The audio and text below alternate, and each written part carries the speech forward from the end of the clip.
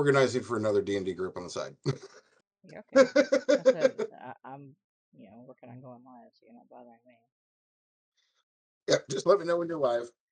I am live, so you can. They won't see me doing my Discord stuff anyway, so you're free to talk away. Fair enough. I have the streamer mode enabled, so I can have it on my screen that's being shown, and nobody can see it.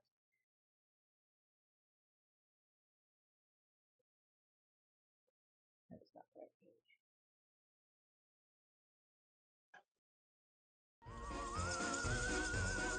I don't.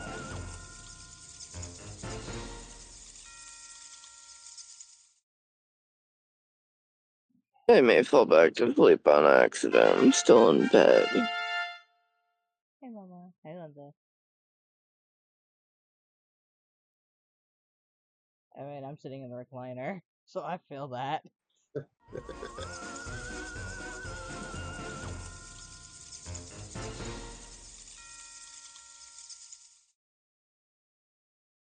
That one there. Here. Something.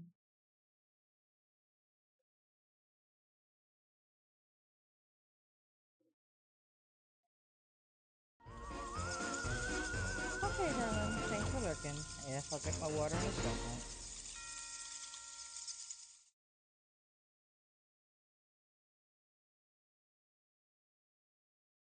Hi, Patches. Are you wanting to jump in on this, Patches? Is that what's going on? Yeah. Well, yeah, this Dungeon Well, Master Kitty, unfortunately, buddy, you're not going to be able to jump in on this because, well, we don't have a druid in the party, so you can't play wild-shaped creature. Plus, you lack the ability to roll a d20. I'm sorry. I love you. I love you. Oh yes, I love you. On a side note, for whatever reason, I thought it would be funny if I ever do play a different campaign to be like a were-rabbit. you're adorable. I think it'd be funny. You're adorable, Ginger. I will say this: it will be adorable and fun as long as you have a kind and benevolent DM. If you have a cruel DM, you are signing yourself up for some of the most cruel hijinks ever known. 2-man, 4 bunnies. Yeah. I turn into a vicious were-rabbit. I mean, See, you're thinking about the violence. The other thing that most people tend to skip over when it comes to wares, especially certain breeds of wares, is heat cycles exist. oh, that. There he goes. Oh, especially for a rabbit. Uh, The term fuck like rabbits is really a thing. That would be funny, actually. You would think that. And if you're playing a were type, that makes you a demi-human, which means your DM can roll to see whether or not you are of an omega, alpha, or beta persuasion.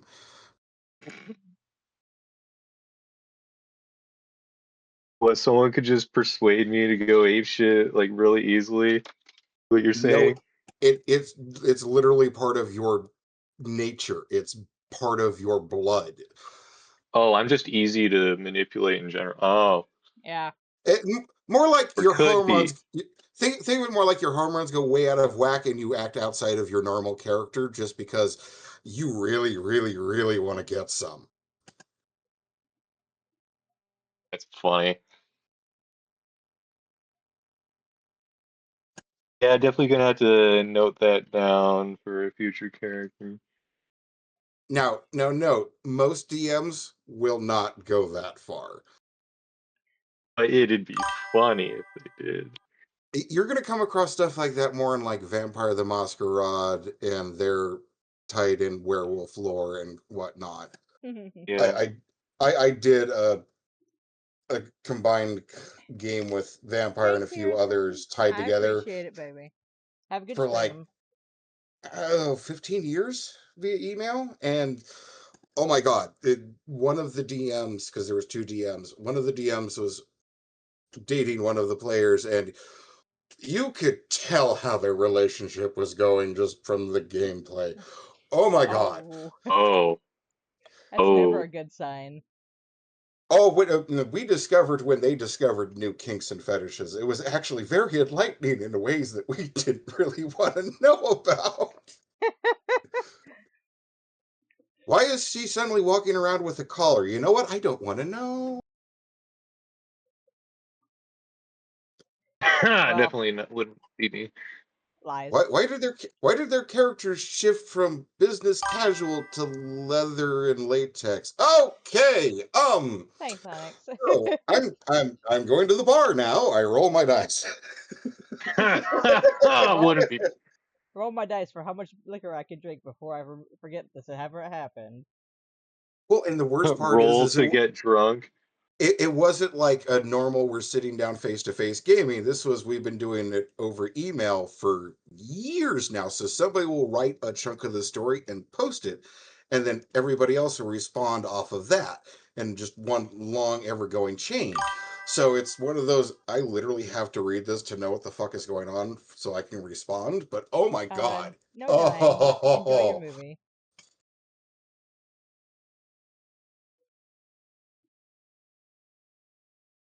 so Ginger, you were asking where this all took place, yes? Yes. Actually, give me.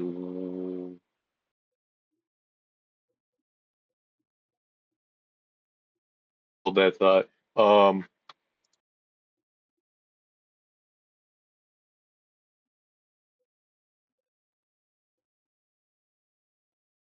Me Hold, sit. hold that thought. Dangerous in a D&D group full of ADHD people. Right.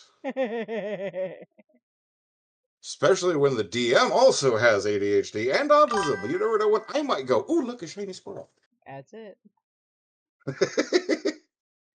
But it's okay. This shiny squirrel. I'll be I, with my Pokeball. I gotta catch I, it, I, miss. I, I have my DM juice. It's a Smirnoff mixed with squirt, and it's delicious. Hello. I'm drinking coffee and my water. Struggling to figure it out. I'm deliberately getting buzzed because apparently I'm a much more fun DM when Bye I'm bye, at least darling. a Love little you. bit inebriated.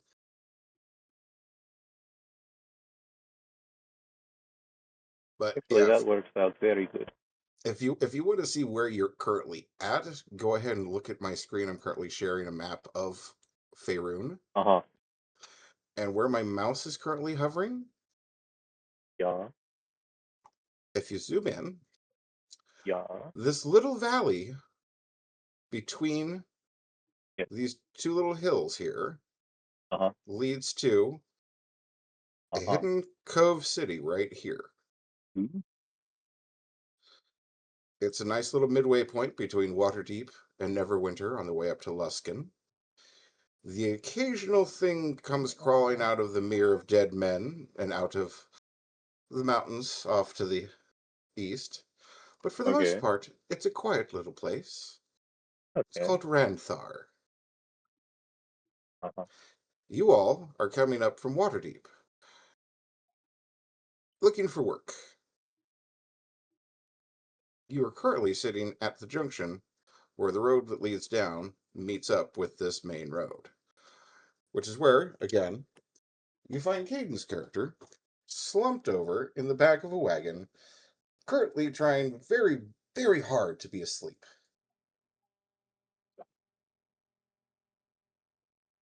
Caden, do you care to tell them what they see curled up in the back of the wagon? Is she awake? Yeah. Hold on. I low-key forgot what race I was.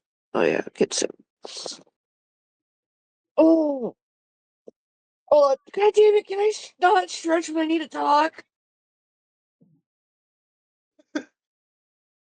Oh, I went to roll slightly, and then I just started to stretch. Okay. God, I didn't even The, made what you. the figure in the back of the wagon is tossing and turning. I don't know. You Do, seem pretty accurate for a cat. do you two attempt to interact with the shuffling cloaked figure in the back, or do you just hop But into the hold on, let wagon? me. Yeah. They can see, like, so with her cloak up over, covering most of her hair, but you can still see little strands of silver hair peeking out from underneath the cloak. And her tail, and you see how many tails did we see? I had what, 2? 2. Okay, gotta get him actually remember that one. And then you see 2 you think it's a bunch of tails with the way they're kind of wrapped around her underneath her cloak. But you can see at least one of the tails slightly peeking out of the cloak that matches the silver in her hair almost. But it's got almost a similar pattern to a fox. Fox's coat would be. Um, she's on the paler side than most. But other than that, you just see her keeping her cloak tightly wrapped around her as if she's trying to hide something. Do you peek up at the sound of people approaching the wagon, or are you just trying to sleep? Trying to sleep. All right. That seems Well, accurate. you see a twitching and a tossing, turning, sleeping thing in the wagon. It appears to have some tails and silvery hair. Do you hop in and get in, or do you sit and talk amongst yourselves before jumping into the wagon? Say hi to whoever's in the wagon and see if they answer. Caden, a voice seems to be interacting with you. She just Hello. slightly peeks up with annoyance.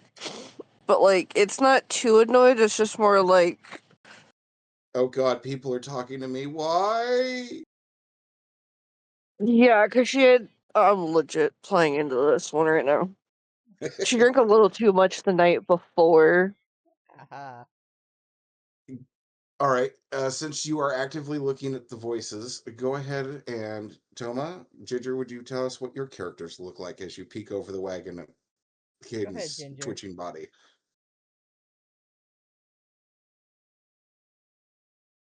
Ginger.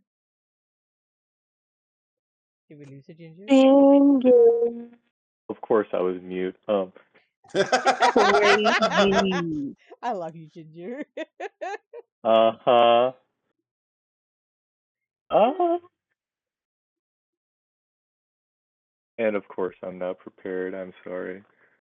It's your first time playing. Of course, you're not gonna know everything. You're fine, Ginger, sweetheart. while you're getting ready, Ginger, Toma, why don't you go ahead and explain your character really quick? Okay, so I am a silver-haired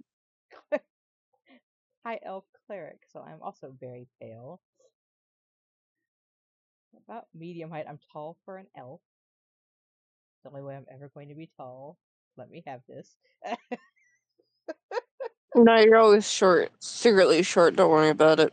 No, I don't want to be short. It's the only way I'll ever be Absolutely. tall. Absolutely nobody will ask if you've ever used the enlarge spell on yourself, I promise. But they will. You don't have to disguise yourself. So I am obviously dressed as a traveling cleric at the moment. Have hood up because I'm trying to keep hidden. For not to be have my face seen out in the open if I can help it. More than I can help it. So I am peeking at you with pretty blue eyes. Excellent. Excellent. Ginger, have you found your stuff yet? Yes. Yes. All right, and go ahead and describe to Caden what you look like. You would see uh, a dwarf wearing quite a bit of heavier armor. He's not wearing a hood. Very long beard. Uh, very tall for a dwarf, standing about 5 feet tall.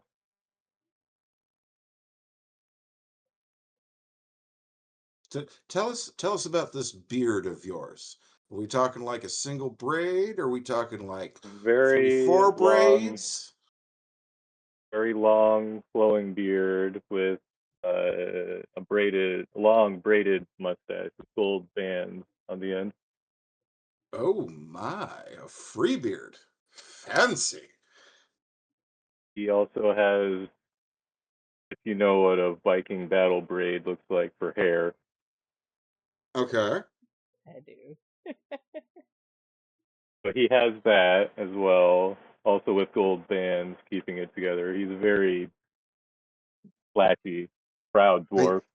I'm getting that your dad was a dwarf and your mom was a Viking shield maiden.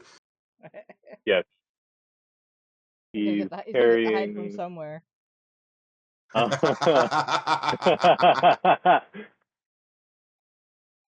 He carries a very large, dual-bladed axe on his back.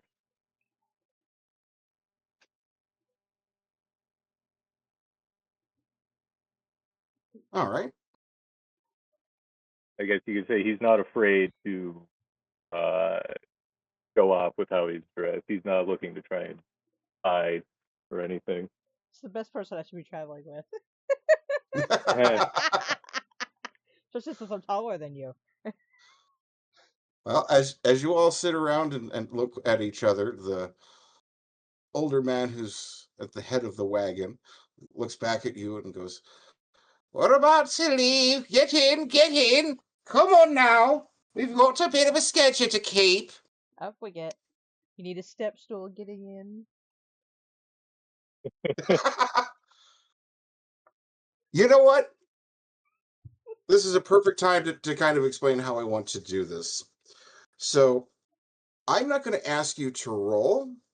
I'm going to ask you to tell me what your stat modifiers are. So if you're going to do a climbing check, I want you to tell me what your modifier is. If you want to do a little diplomacy, again, tell me what your modifier is, and I'll do the rolling. That way, I don't have to worry about anybody complaining that anybody else might be possibly cheating. This seems to be the easiest way I've figured out to do online gaming, if that is okay with everyone. It's fine by me. oh, that makes total sense. And the Yeah. All only right, other way would be for me to put my dice up on the my dice up on the screen. pretty much. All right, well, you all get into the wagon, and it starts puttering down the road. And now that I don't need that map up, let's go ahead and I can go back to paying attention to things I need to pay attention to.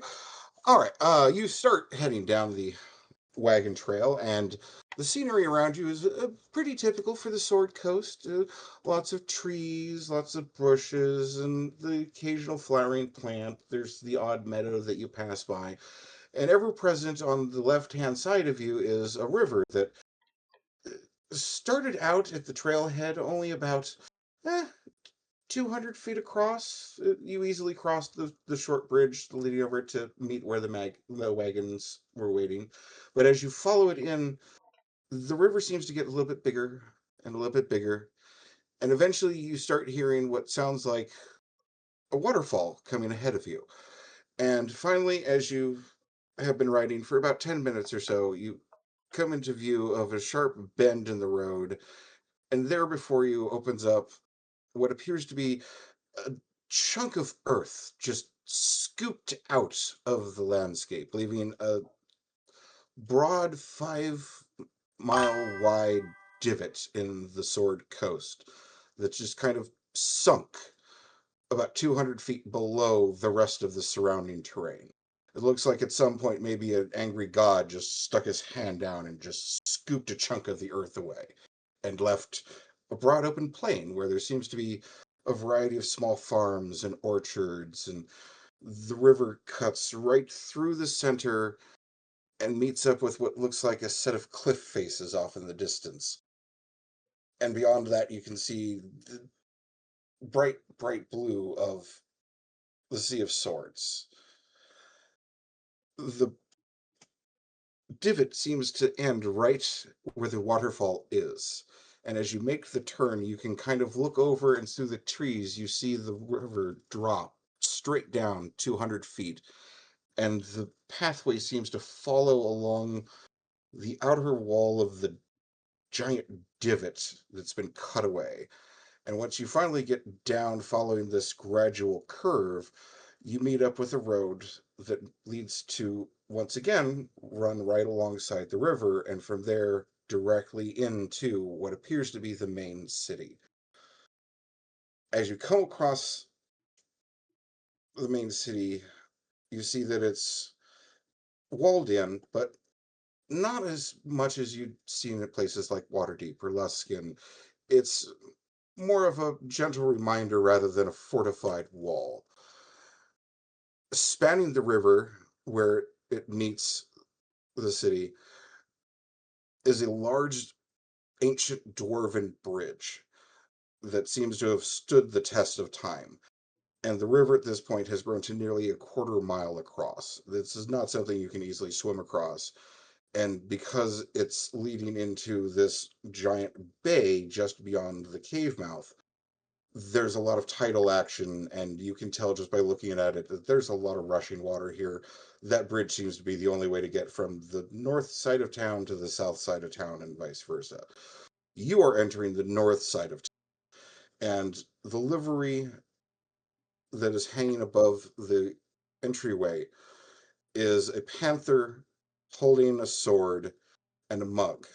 Behind it is a tree, and the words above it are Ranthar welcomes you. The guards themselves seem to be a mix of human and elf, though it looks like there is in fact a dwarf in the background who seems to be yelling about somebody not taking care of their armor properly. There's a couple of other wagons in front of you that are waiting to come in, so you have a few minutes to take in the sights and kind of get a feel for things as you wait for your turn to enter.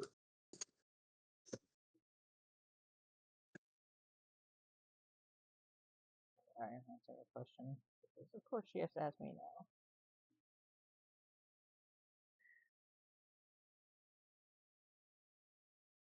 Is So it yes, very noisy with at this uh, point? so the local chatter is basically confined to the few wagons that are ahead of you and the one or two that are pulling up behind you as you're sitting there waiting to get in. There is a small amount of foot traffic going in and out. It seems to be farmers for the most part bringing in their food from the farms, or bushels of apples and cherries and a variety of other fruits from the small orchards. There doesn't seem to be a whole lot of large merchant travel or any large boisterous groups. So it's more like calm chatter. Pretty much, yeah. Okay. I just wanted to ask. Okay. And if you look up at the sky, you can tell it's still only about mid morning. You probably have another few hours before the noonday meal.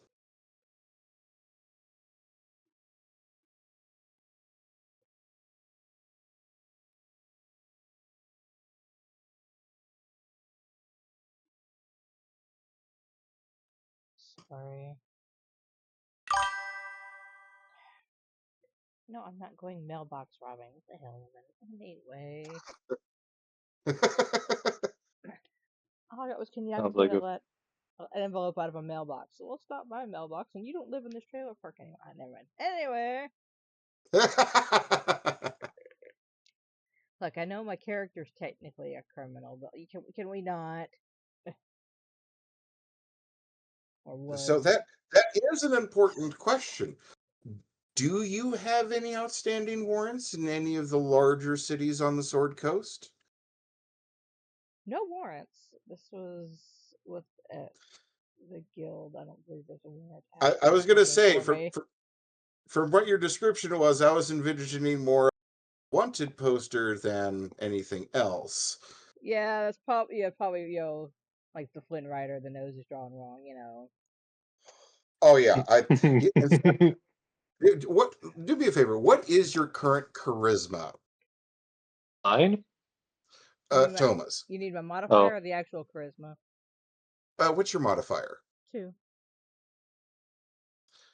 So you got a 13. So the facsimile is 15. decent if you look at it, but it could be anybody with elven features, honestly.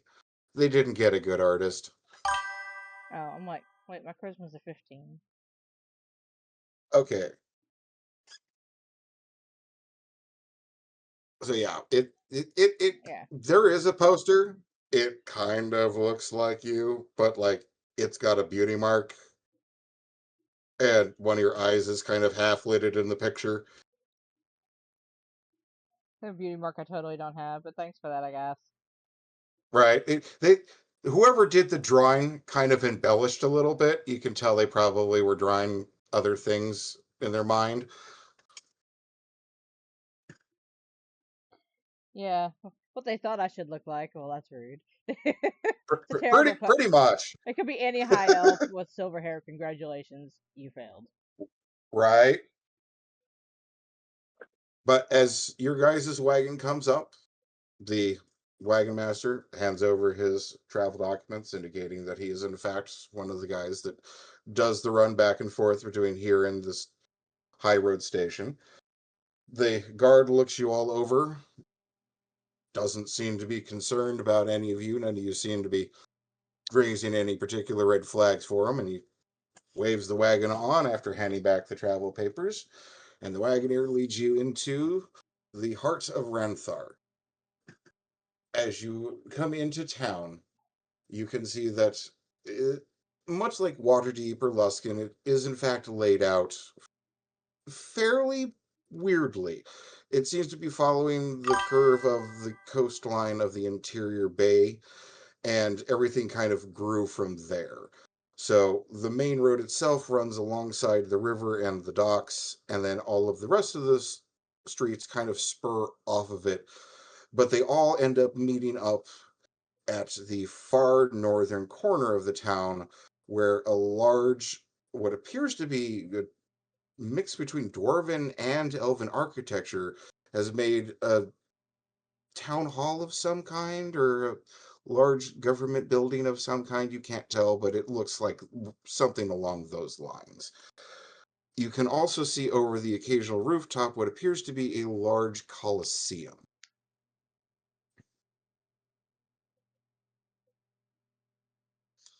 Um, yes, tell me you would. Yeah, okay. Um, the Wagoneer leads you into the town proper and leads you to the what's generally considered to be the travelers district. It's also the adventurers district, and there are a number of small halls, hotels, taverns, and inns available for rent. He leads you up to the doors of a specific building and says, "This here be Ranthar Reclamation and Restoration. This would be the place you go to if you're looking for some decent work round these parts. Now get out of my wagon. I gotta be up to the high road again." Alright, off I get. Thank you for the ride. He tips his hat at you and waits for you all to get out and performs a nice little turn in the street and heads back the way he came. The building you're How I looking would get down. at, you were probably just lifted out. Most likely. the Junk, you'll building be you're now fine. the building you're now standing in front of seems to have stone walls for the first floor, and the other two floors above are made of wood. It looks to be a combination of a shop, an inn, and a tavern. And as you enter, you see that you were in fact correct. The second and third floor are open in the center all the way up, and there appears to be a series of rooms on either side of the building leading from front to back, along with a stairwell at the very end of the building that leads up to the second and third floors. The center section of the building, it seems to have been laid out as a bunch of tables and benches and places to sit and come together to eat or strategize or do whatever. The left side of the building seems to have been turned into a restaurant and tavern of some kind, and the right side seems to be a fairly basic shop. There doesn't be a whole lot on sale, but there is in fact stuff available, and you see some basic equipment you probably should pick up because you forgot to pick it up earlier or didn't have the time to.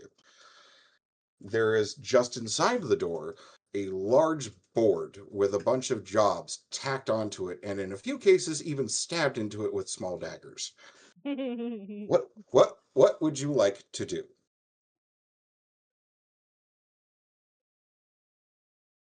Let's look and see what's on the board. I mean, we're here for work first. Yeah, if we're gonna be able to stay and have a place to pay to stay, need to work. As you look at the board, one of the more prominently displayed pieces of paper is in fact a room rental and meal cost list. And it seems to be that you can get a room and 2 meals a day for 1 silver coin apiece.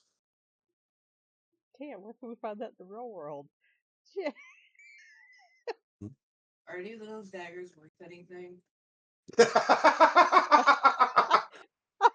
They are fairly cheap common daggers. They seem to have been probably at some point steak knives. Yeah, Very valid question. no enchanted glowing elven daggers stuck in the board. Valid question. You're the paladin. You're supposed to be the well-behaved one of the Okay. lot. Oh yeah, What's right. your Sleight of hand? sleight of hand? 4. 4? 13? What's your move silent? 4. You pocket one of the daggers and get a side eye from a couple of people at the tables, but nobody says the thing. Because you literally stole a cheap common iron dagger. Now she has more things to throw at people. They just kind of get like a squinted look of like, Oh my god, what kind of a fucking adventurer needs to steal a common dagger? I'd be more worried about her throwing it at someone, you know. You know we have burgers, right? I just hung over and I want McDonald's. I don't know. God damn it, now I want McDonald's. Better roll, I'm hungry. So order McDonald's for yourself.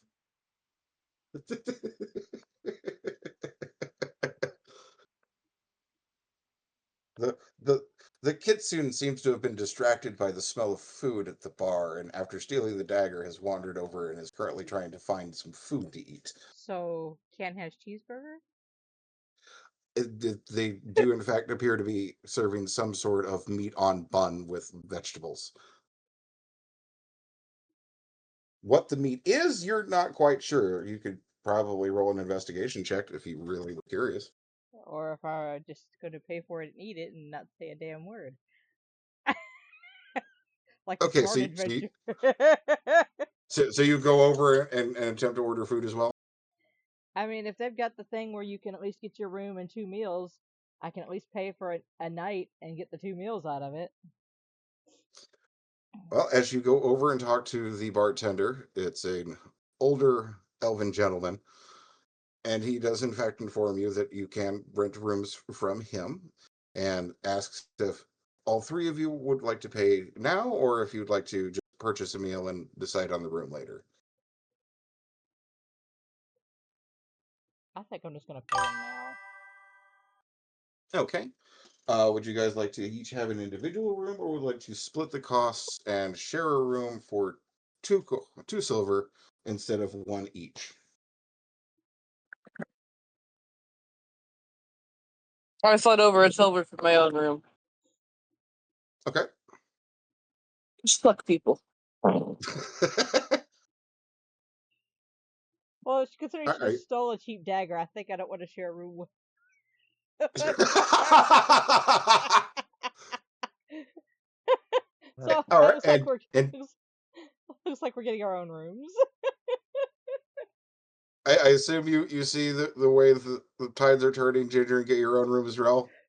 Yeah. Yeah. Okay. I mean, at that Well, point, it I'll doesn't make a difference for Ginger and I. Would still pay 2 silver whether it's 2 of us in one room or not. It really didn't make a difference. Uh, It doesn't uh, matter. if it was just you and him sharing a room, it would be 1.5 silver. Oh, I see.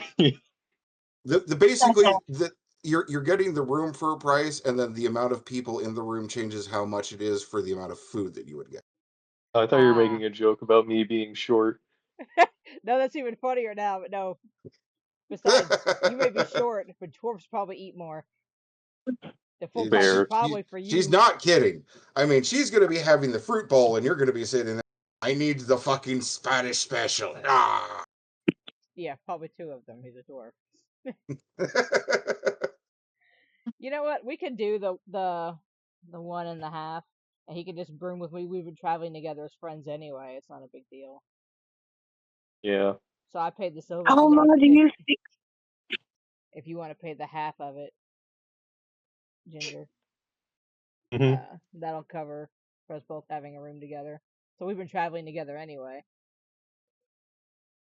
All right. Well, he waits for you to figure it out, and once you guys decide, he hands Fulfi a small blue stone, and he hands you and Ginger a small green stone, and says, "Fulfi, you're on the second floor.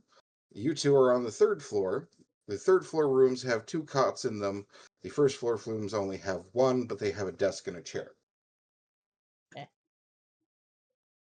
Hey, you're gonna be I able to go to my room. we'll go up, yeah. I mean, we might as well eat. Uh, we need to go upstairs and check out the room in a minute, but food sounds good after we've been traveling. So they have a couple of things on the daily menu. There appears to be, again, some form of what looks like a cheeseburger. There seems to be some sort of a hot avian sandwich with a local cheese on it. There is a vegetarian salad available, and there is a what appears to be a local snackery board with local nuts and berries and whatnot that looks very much like a charcuterie board. Oh, you're so There is cozy. also a vegetable soup of some kind stewing on a back pot. Okay, I'm gonna move your character. Now can you see where I put you, Fluffy? That's fine. So now you're sitting on top of the stuff. Let's go. I'm sitting on chat, guys. She's sitting on chat. Hey, I mean, what? I mean, why not? Greg Cat was sitting on you. Ginger, don't push your I, buttons right now. Okay. I mean, she is perched up there ever so elegantly. I mean, it works. It does. I looked how she's sitting. Says, "Oh my god, I can put her up on chat box like that. She's so cute like that. Look."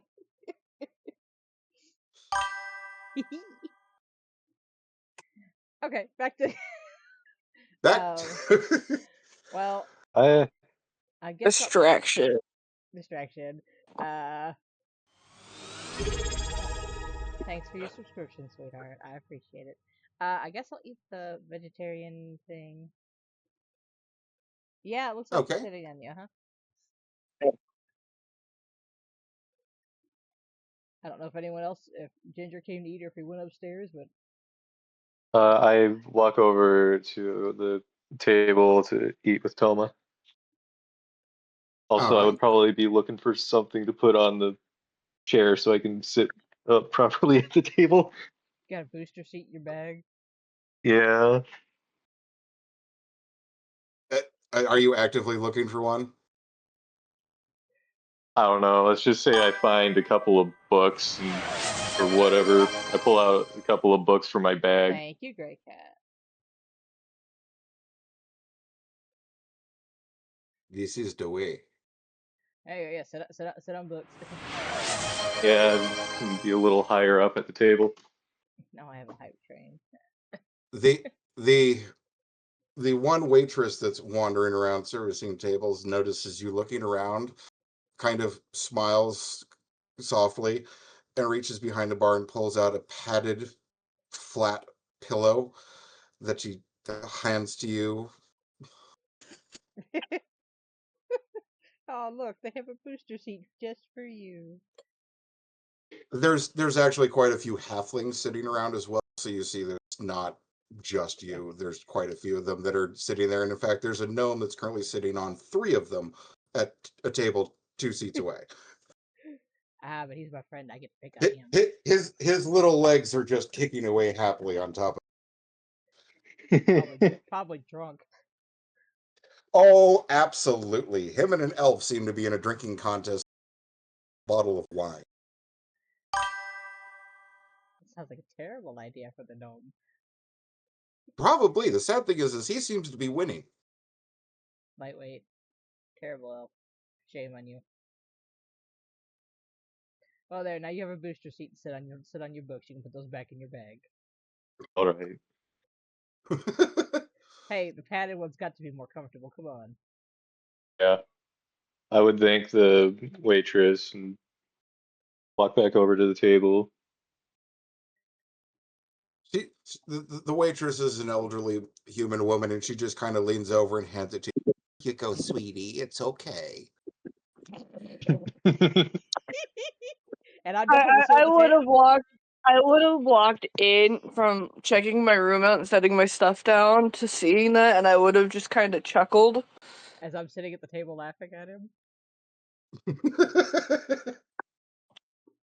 Hey, if he's been traveling with me, he ought to be used to my sass by now. Oh, definitely. As Fulfi is coming over to join you at the table, your guys' food finally arrives. What the fuck's happening up? Sorry, I got distracted because I opened up my window. Why is there... Is someone moving in? Is what? Look out the window. Sorry, I got distracted. She saw something shiny at the end of that. You could have seen it from your window. What is it? A trailer. You would have seen it better out of your window. Oh, thanks for the follow. I appreciate it. I don't get why he doesn't just look out his window. Because it's more fun to look at. Well, I need to see what she was referencing, what direction. I think that's the maintenance guys. Hit the next goal. Oh, okay. Okay. What was that? Never mind.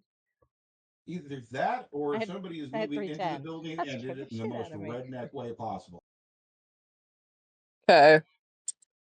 Hey, and the more I'm looking at it, the more I'm thinking this is in fact the second option.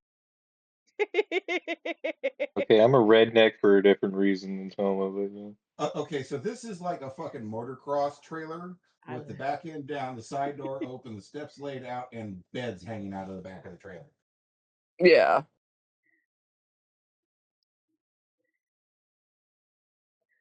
Look, if it's stupid but it works, it's not stupid. Okay, let's... I have nicotine again. Yay. Yay. And... Damn it! So close! Almost! One more! One Thank you, more! Great Cat. Now, Hearson's got one too. You got Hearson and AGL at the same time. Yeah, I'm just shy of hitting Hype Train 2. Oh my god. Too bad I'm broke, or I would join in on it. He's always saying it because it's running out of time. But between him and Chase, yeah. Chase is prepaid 6 months or whatever he does.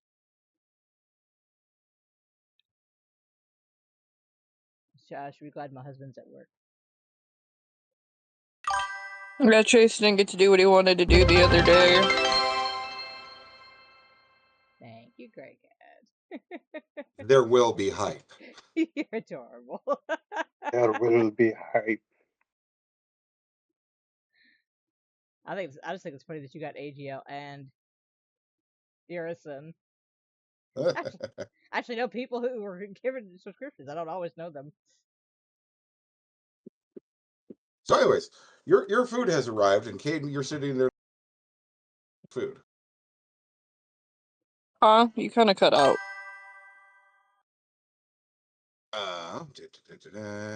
I'm sitting there doing what? Their food has just arrived, and you're kind of sitting there staring at them. Oh, yeah. Is that any better? Yeah. Okay. Switch my input. Ask for a glass of wine and whatever their best meal is. She once again points to the cheeseburger looking thing, the chicken Philly looking thing, the vegetarian salad, and the charcuterie board. What do you want, dearie? They're all good. I'll just take the burger. And a glass of wine. The wine Yes, is not please. covered with your room. A glass of wine would be 3 copper. That is alright. She looks at you too. Would you like something to drink too?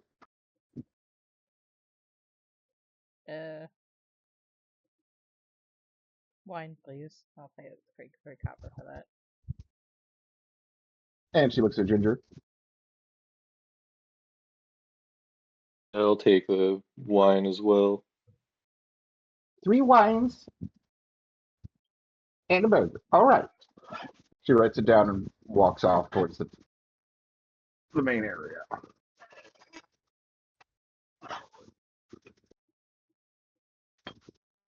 You guys, what do you sit there and eat? Do you want to look around?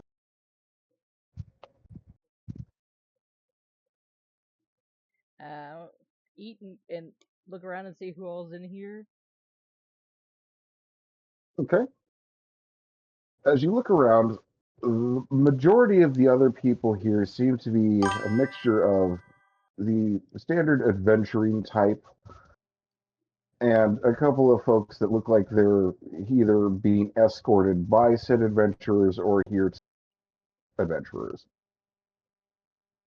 Off in one corner, you see what appears to be a 12-year-old human child walking around and talking to people very much like he owns the place.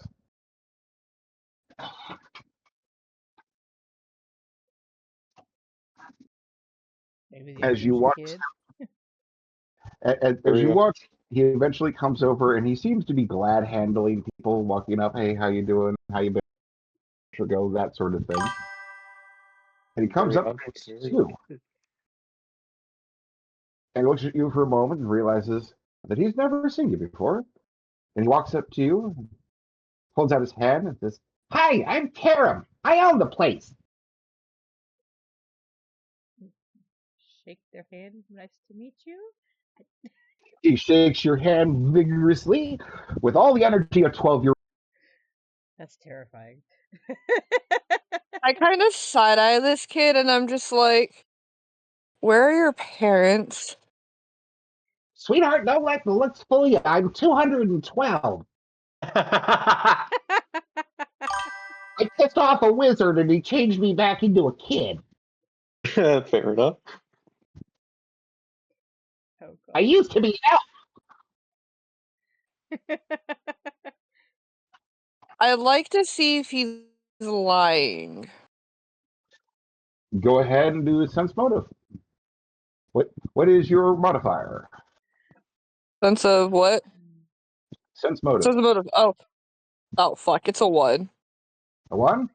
Well, I rolled a 5, so I got a 6, so you have no fucking clue if he's telling you the truth or not. You know what? This is the DM roll. Fuck you. This is why I don't.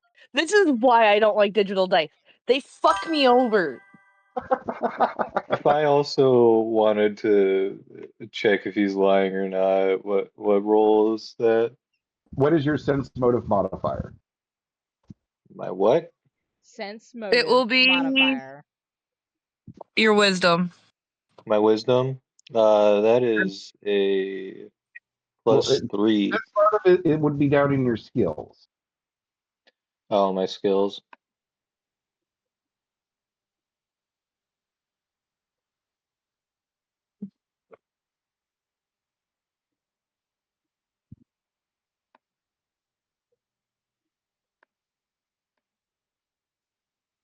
It would either be sense motive or I would also accept perception.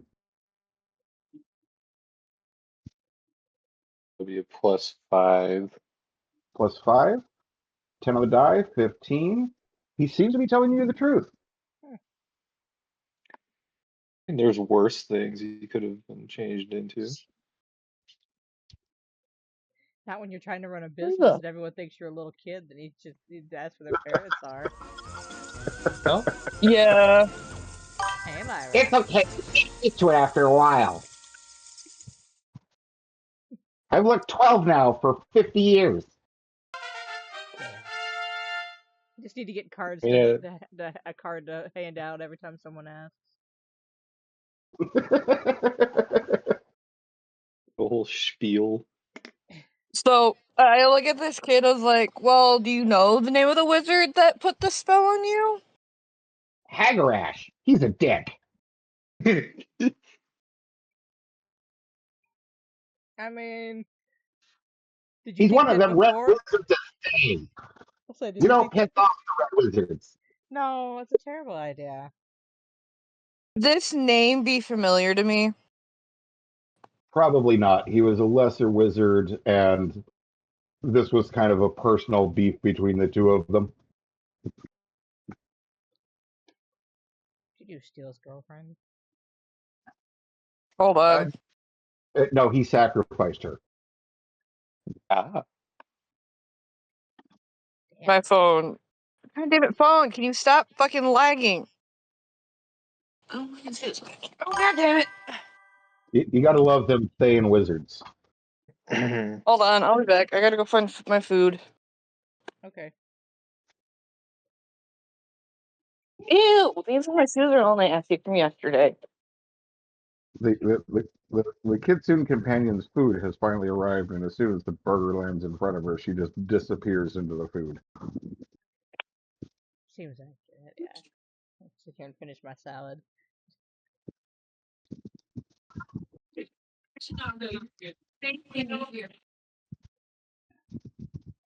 I just realized, did I order food at all? No, The fuck did you just say? it was ordered for you. We started talking Oh, about something else about the same time that happened, and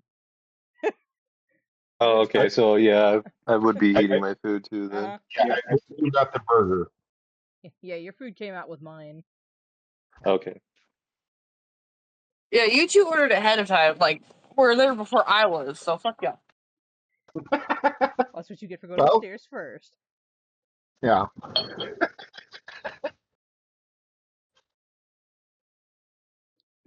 Honestly, I feel like while we're sitting here eating, I'd ask like who the kitsune is and try and know what they're doing or why they're here. See, you kind of set your burger down, look across the table at her, and dive into her burger. And so, tell us about yourself. Oh my god, it's the worst thing in school ever. Where's I my know, right? icebreaker? No.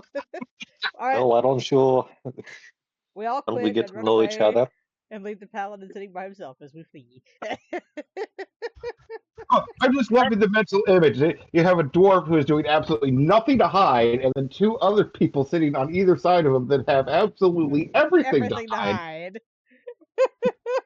Yeah, we're an interesting group, aren't we? Yeah, I'm just wearing flashy armor and gold bands in my hair and beard. And the Yeah. sad thing is you're not even the most flamboyantly dressed person in the room. Yeah, Uh, fries. actually, on that note, I would look around and see who is. Again, as she already saw earlier, most everybody in here seems to be either human, elven, dwarven, or halfling nature. And they all seem to be either dressed as adventurers or as the type of folk who would be hiring adventurers for work. Oh, okay. Yeah, he may have missed the description earlier. Sorry. Yeah, He was okay. a little distracted by the burger earlier. I was. Also, so after I was asked that question, I kind of looked at him, lower my hood for like a moment to poke out my ears, and my eyes kind of glow slightly of annoyance. And then I put my hood back up. You're doing that too. Ginger's question. You could have let her Alright, finish her fair food enough. before you start asking a bunch of questions. Eat your food. Alright, fair enough.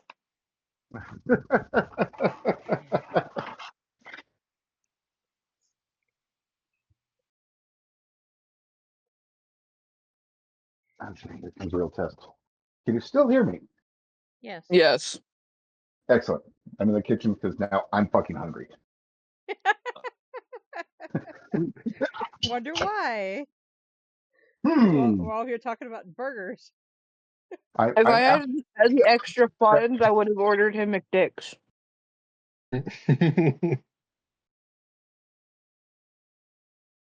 It's okay. I have a couple of fresh hoagie rolls that are still that just made the day before softness, There you Ooh, go. there you go. and some good lunch meat. So you're getting a good sandwich too. The sandwich is going to be a very loose definition, more like meat in bread and things. It's a sandwich. No, sandwich involves veggies and cheese and condiments, and this is uh, this is the side of the road I'm fucking too proud to just eat meat right out of the fucking bag. Well, by your But definition, a taco would be a sandwich. Dude, the ocean is a soup. I don't want to hear I know the ocean is a soup. all right. Shut the fuck up, you two. No. He's been outmanned and outnumbered because we're meaner than you. it. Because I'll Gray shut up. can't be able to hold his own, but Ginger can't.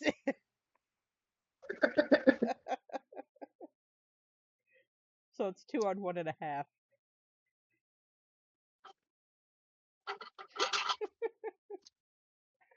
It's pretty good for us, isn't it? No full face. Since we're the shorter of the lot. Yeah.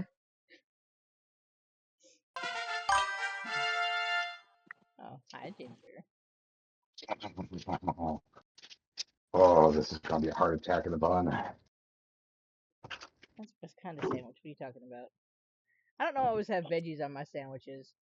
One with some cheese, but that's because I really like cheese.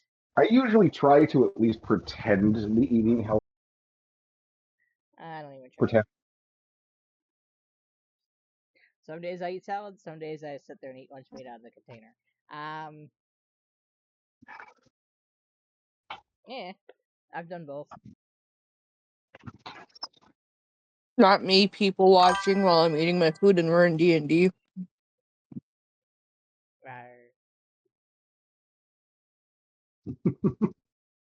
Since he typed it. I don't know why. I enjoy doing that when I'm sitting at my on my bed and I have my window open. I like to people watch. When there's people to watch. Because Also, it looks like people are moving out, not in. Because you don't have to interact with them when they're outside the window. Yeah. Well, we're also on the 4th floor, so. If they're outside your window and they can interact with you, I have questions and concerns. Oh shit. And they can't Ooh. tell I'm watching them. Well, I don't use it. Get off your broom and get off under my window, please, and thank you. Yeah. Give me your broom, bitch. Yeah, no shit. Think of all the money you could save on gas. Yoink! No broom for you. Mm-hmm.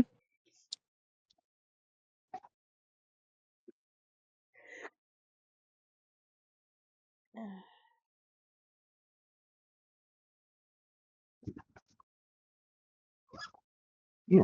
All right. Anyways, you finish your meal, and I eat mine. And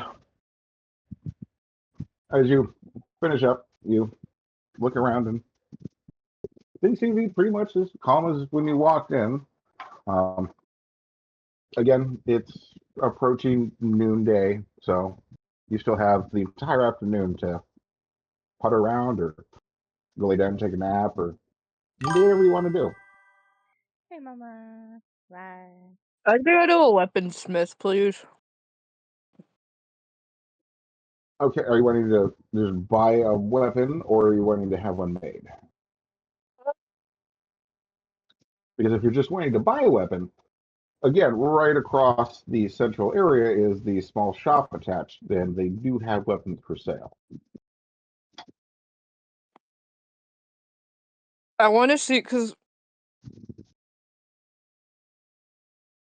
the throwing weapons I have, I kind of wanted.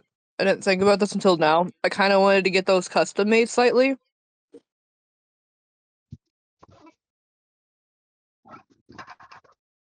And seeing how much it would take to enchant them. Also, what were we start? What was our starting money?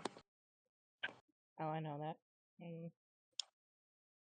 It was. So I don't think I ever wrote it down. I've got it. It's 5 gold. It was Hold 10. on. What the fuck? Mm-hmm.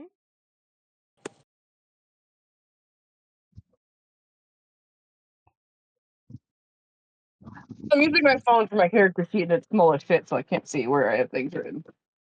No, that's fair. Or see where shit's at. Because I don't know where my physical character sheet's at the moment. So, Mine's on the computer. 5 gold. It was 10 silver and 50 copper.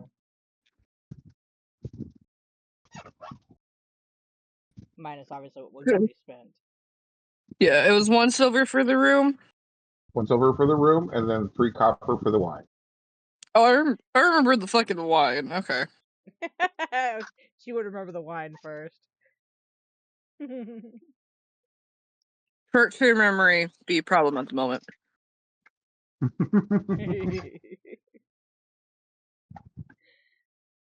I'm gonna go and see what jobs are available.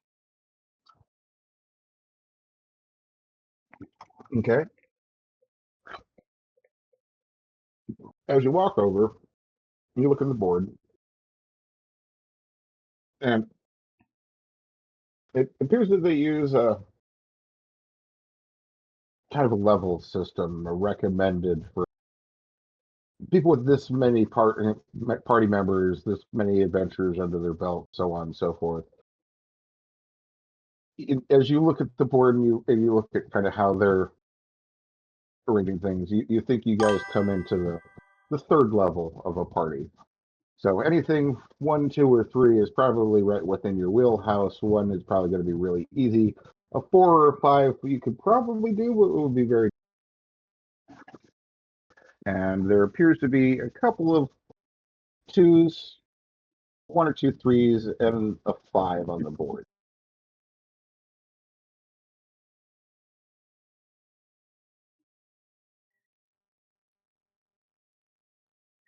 I would say look at one closer to our level until we can see how we all 3 of us will work together.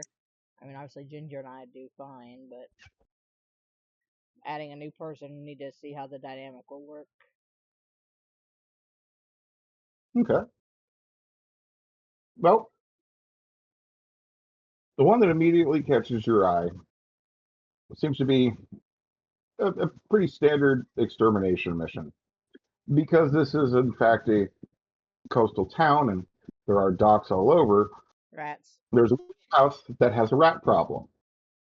Unfortunately, these are rodents of unusual size. They're not the cute little rats that you would see running around in most places. They're not even New York sewer rats. No, no, these are about the size of small labs. Oh my god. At least you can Ginger see can them. ride one.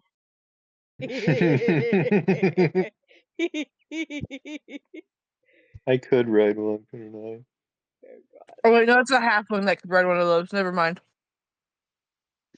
Yeah, he would probably have a significant amount of trouble. It would be hilarious, but it probably would not end well. For the rat or for him? Yes. Because it'd be funny. It'd be funny for us. Until I I? have You to like heal bull him. riding?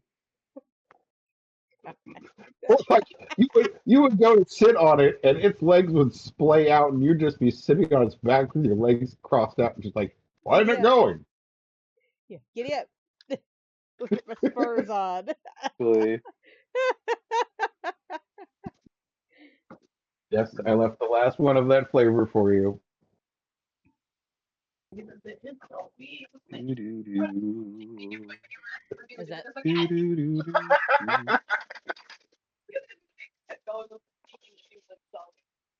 I don't It's not. To be fair, I have so many levels in Rogue that you just will never be able to snoop me.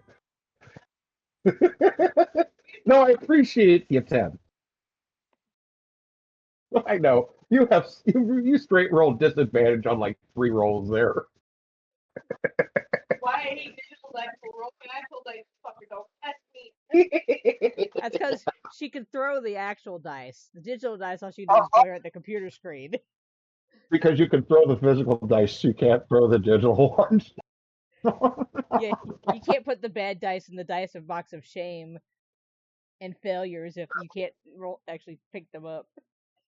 Now, what she'll do is she'll Uh, have me bless them again and cleanse them, because apparently I'm good at cleansing dice. It's gotta be because you're a priest of something. I mean, legally speaking, yes, for Yeah, 25 years now. that's why I said you're a priest. So yeah, of course you can bless the dice. It's Okay, one more shit roll, I'm rolling my own fucking dice. I don't give a shit. Roll it. With your dice, okay, one more shit roll below a fucking 10. I'm rolling my actual fucking dice.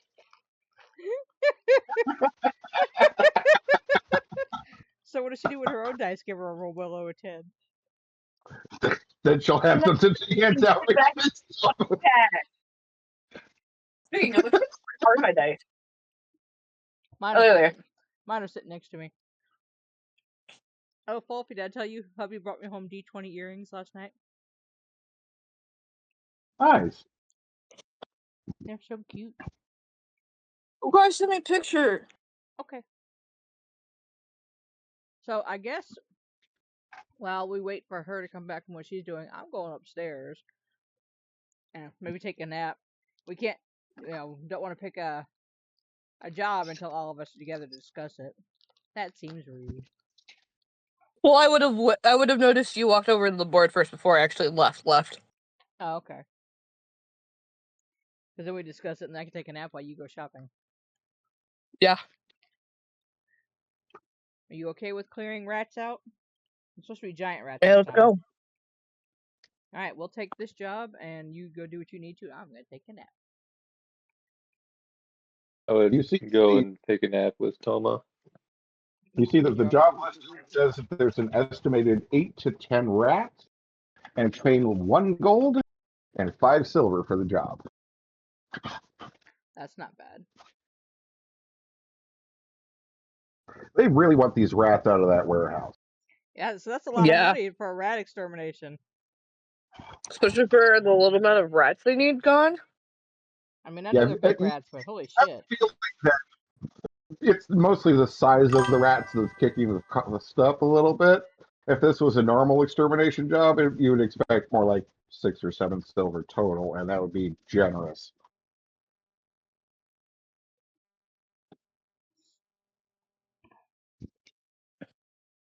All right, Yeah. well, Yeah, 5 or 6. Yeah, that's not uncommon, for rat extermination. A gold, boy, they want these suckers gone. right? A simple rat job should be enough to pay for the room for the night. That's about it. Yeah. Alright, well, you go shopping. I'm going to rest before we get started. All right. So, hour in, and we're already splitting the party. All right. Okay, you wander off into the streets of Ranthar looking for a blacksmith. Do me a favor and just roll me a d20. Oh, god damn it. Alright, hold on. I gotta pull one out. After all that fuss was made, Well, no, I actually moved my dice over. I just didn't grab it because I didn't want to pull it. We don't talk about my roll. I rolled a 2. rolled 2. I rolled a 2. Well, fortunately, my counter roll was a 1. Oh So my god, after y'all. of wandering around aimlessly, refusing to ask anybody for just the barest of hints, you finally manage to stumble into a blacksmith. This damn town's confusing. It's not like the others. The fuck? Ass backwards town. God damn it.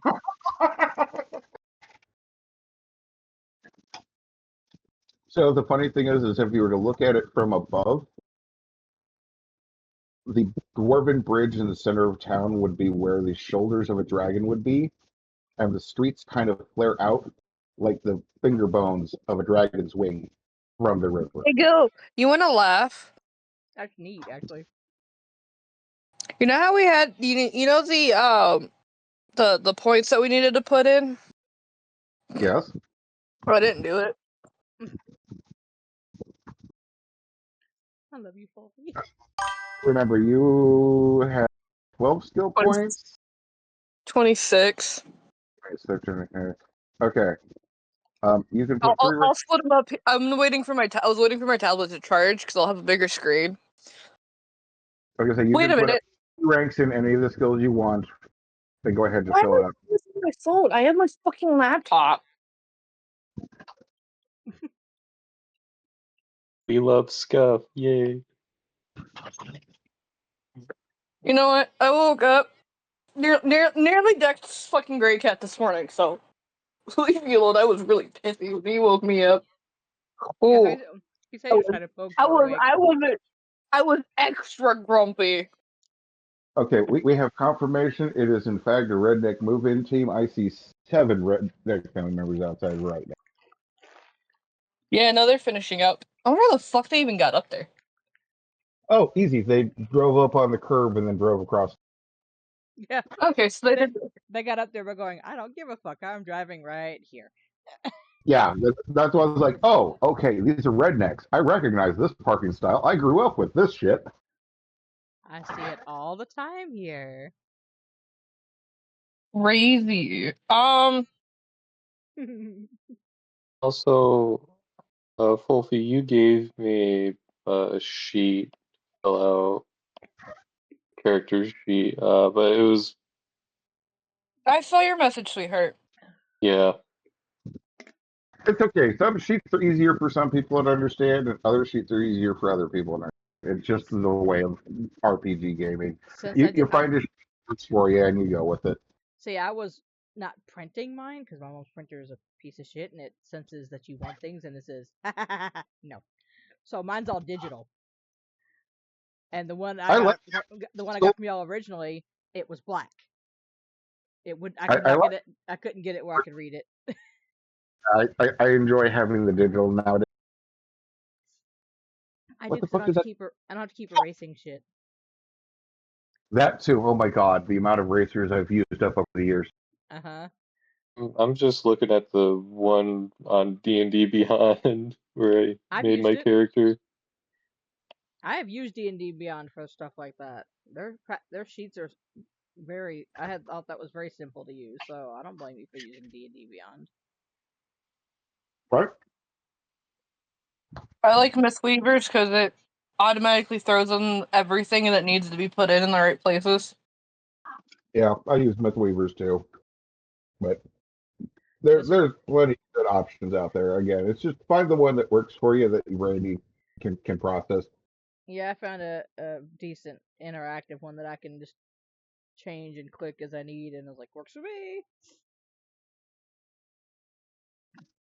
Like I know I should probably embrace like Roll20 and use it more often, but I'm old school. I'm theater of the mind. I'd rather sit here and describe the world for you and let you interact than just, hey, here you are on a map. I mean, yeah, stuff like that's neat, but it's kind of neat to have it both ways. You know, hey, this is the map, but and then you have to describe the world. It takes half the fun away if it does all of it for you.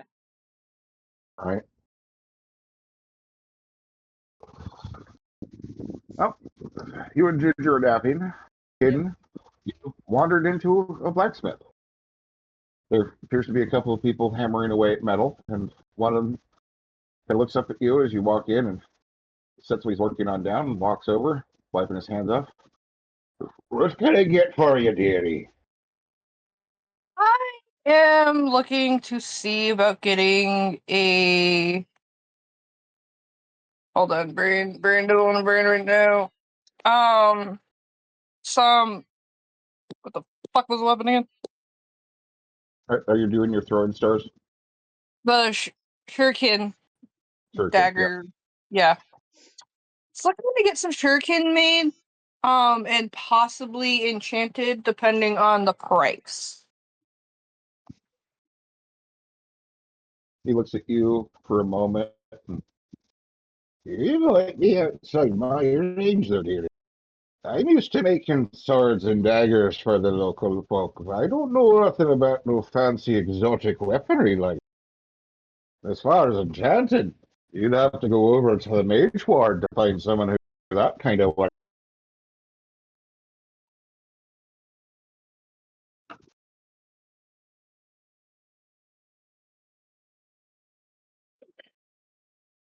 You have unfortunately wandered into a simple blacksmith shop. Do you know? Are you the only blacksmith? The blacksmith, Jesus, blacksmith. Are you the only blacksmith shop in town?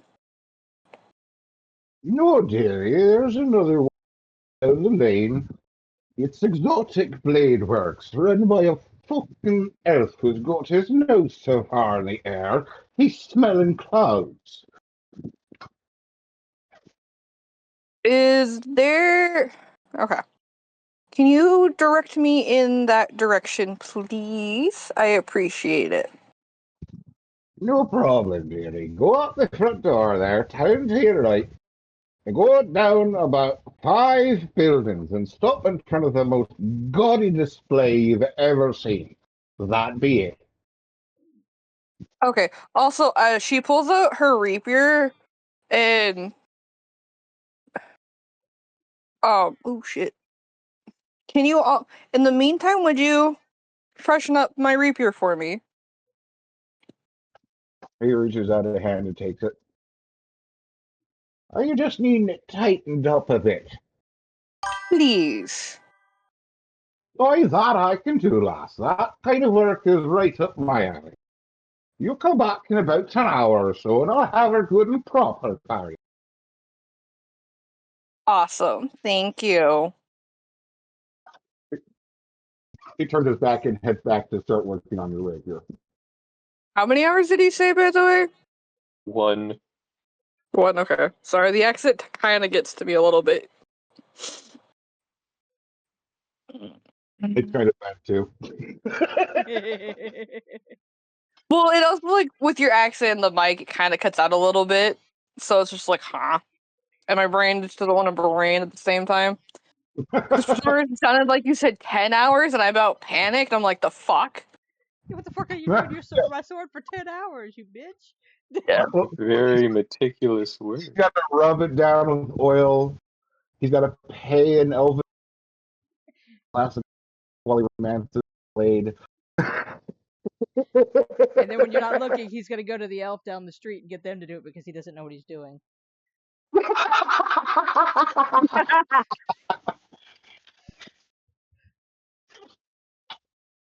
So you leave your rapier with him, and you had to go find the other shop. Yes. Yes. So you head out and follow his directions. Give me a spot or alertness check. Give you like 2 seconds. Spot or alertness? Whichever one you have.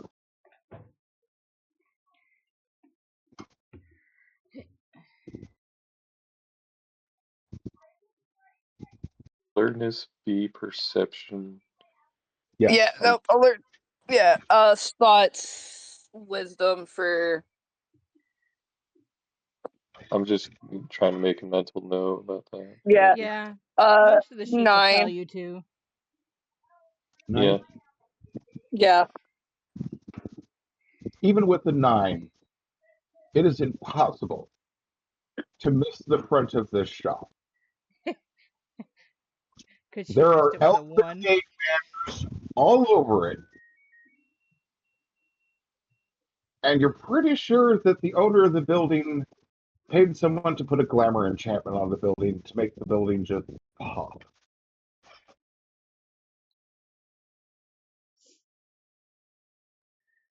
Yeah, if he makes that kind of money, more power to him, I guess. Yeah. Do you want to go in? But I kind of like side eye the building a little bit and sigh as I finally take my hood down, or basically take my cloak off and fold it up and just carry it over my arm as I walk in. As you enter, you look around, and it appears the front of this building is a sales shop with racks of weapons and various displays. And the back of the building seems to be where the work is actually done. There is a very, very well dressed elven gentleman. You would, if he was a human, you would say he was appears to be in his 30s. He turns and looks at you as you enter. Uh, Welcome. What can I get for you this evening? How much would it be to get some shuriken crafted and enchanted? That would depend on the quality of the metals you wish us to create them with, of course.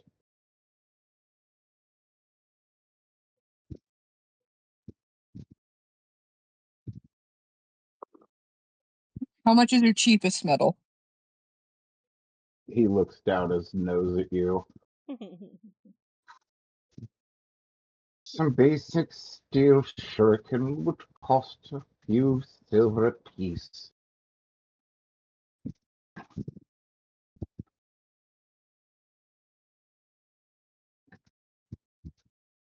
How many could I get for 2 gold? And with the best metal. For adamantite, 2 gold wouldn't even get us to open the door. For 2 gold, you could get 5 steel shuriken.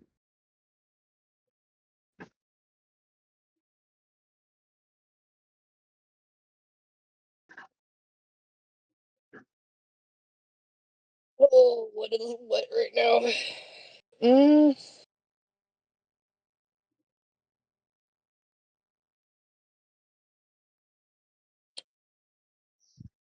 with how much for enchantments on each shuriken?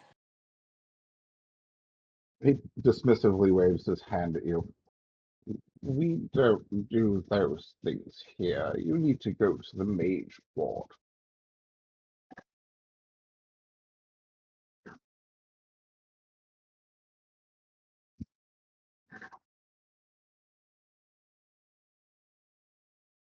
What is the metal above steel? That would be silver. Okay, how much for 2 fucking shuriken and silver? I suppose we could let 3 go for 2 gold. 3 gold for 2 gold, what? So, Did out I of character, hear that right, Grey Cat? yes. Out, Okay. out of character, you would get 5 steel shurikens for 1 gold, for 2 gold. You would get 3 silver, and then you could get a cold steel for 2 gold.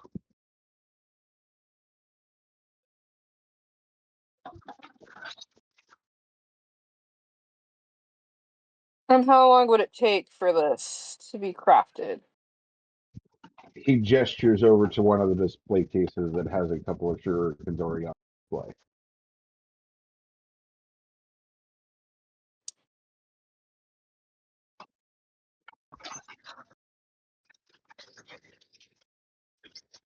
As you can see, all of them carry the masterwork trait. You will not find sharper blades.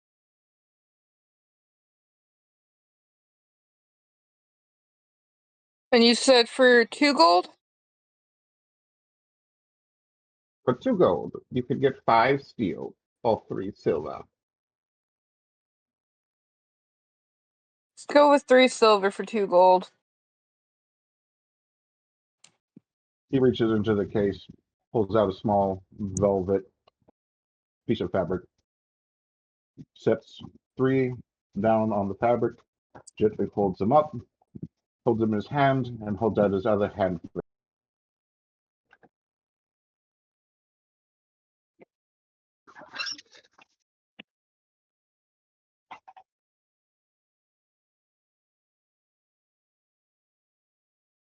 I carefully set the 2 gold on the counter. He gives you a huffy look, picks up the coins, and hands over the steel.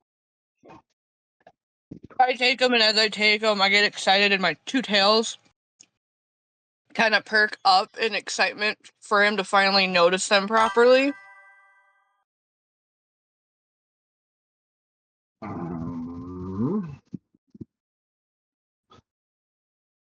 He seems mildly amused, and his demeanor seems to actually warm slightly. Oh, I had no idea. I'm sorry. I was a bit rushed earlier. Please come back at any time. Your kind is always welcome in our hall. She looks up at him with a raised eyebrow. He turns and and kind of walks out of the shop, embarrassed as hell. Yeah, no, she looks at before she walks out, she looks at him, notices his change in demeanor, and just kind of smirks. And makes a side comment, sarcastic, like in a very sassy, sarcastic tone of, and this is why no one likes you, because you all are snobby assholes. She turns around and she carefully pockets her shirt can and walks out with like you see the little sass in her walk of like, this is why you don't judge someone so quickly. You can tell by the way that I use my wallet.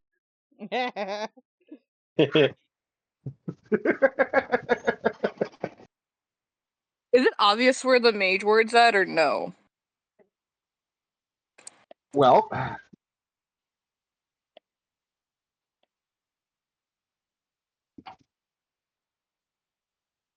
okay, just roll a d20 for me. God damn it. Now you That's a tell me. fuck. No, what? Nice. Go over fucking there. Would you like me to roll for you and you just give me a spot check? No, that dice just was a really bad dice. It was angry at me. So I got yeeted across my room. So, and that's why she doesn't like the digital dice. Because she can't throw them. Uh-huh. Well, no, it rolled me a nat 1, and I'm like, yeah, no, fuck your ass.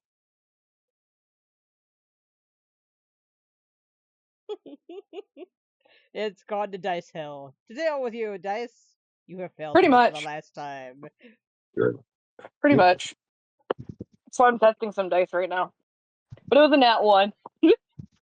The funny thing is, I rolled a nat 1, so she still won. Oh my god. It took you a minute, but you finally realized that all of the streets have had various little signposts and all of the alleys indicating this way to the. God damn it. Here's the dock ward. Here's the mage ward. Here's the governance ward. Here's the Coliseum ward. I like to go to the mage ward, thank you very much. I have some questions. That's cold! The worst part is that she's been walking right past town guards this entire time. Could have just, excuse me, sir. Where can I find this? So she travels like a man and doesn't ask for directions. Got it. Yeah, I've never gotten that one because I'm always. Yeah. Please tell me where the fuck I am. Don't. I think it's because I grew up hearing horror stories about lieutenants and land nav. Nope, I'm not putting my life in the hands of some jackass. Try to ask. You'd be too shy to ask. Yes. You're so cute. It's okay, Ginger. I'll ask for you. So, as Caden is off, wandering around town, you two are napping quietly in your room. When downstairs, you suddenly hear a kerfuffle. Okay. Look over the railing. See if I can see anything. Down below you, there appears to be a pair of halflings arguing with an elf and a dwarf. As near as you can tell, the halflings did a job. The dwarf and the elf don't think they did a good enough job to pay them, and it seems to be breaking out into a fight. Oh no, I'm not getting in the middle of that. I'm going. We'll leave that to the. I'd like to not be noticed.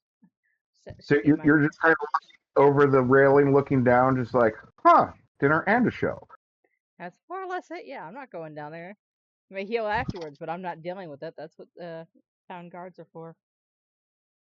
Ginger? I will just stick with Toma.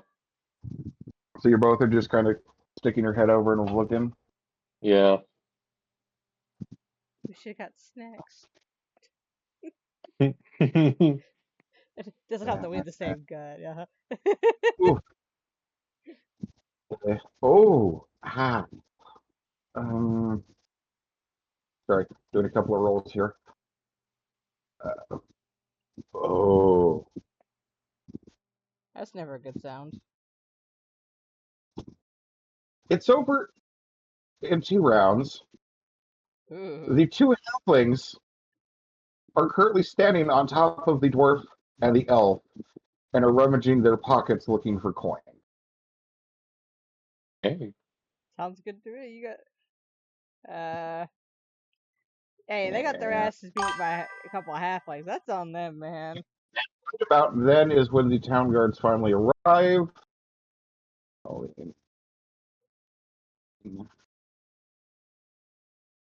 And soon all four are currently taken into custody and are being led out. You want to go back to taking your nap again? I'll go in and double check and make sure all the supplies I have are what I need to do our next task. Okay, so you're checking over your kit. Checking over my kit. Okay, Ginger.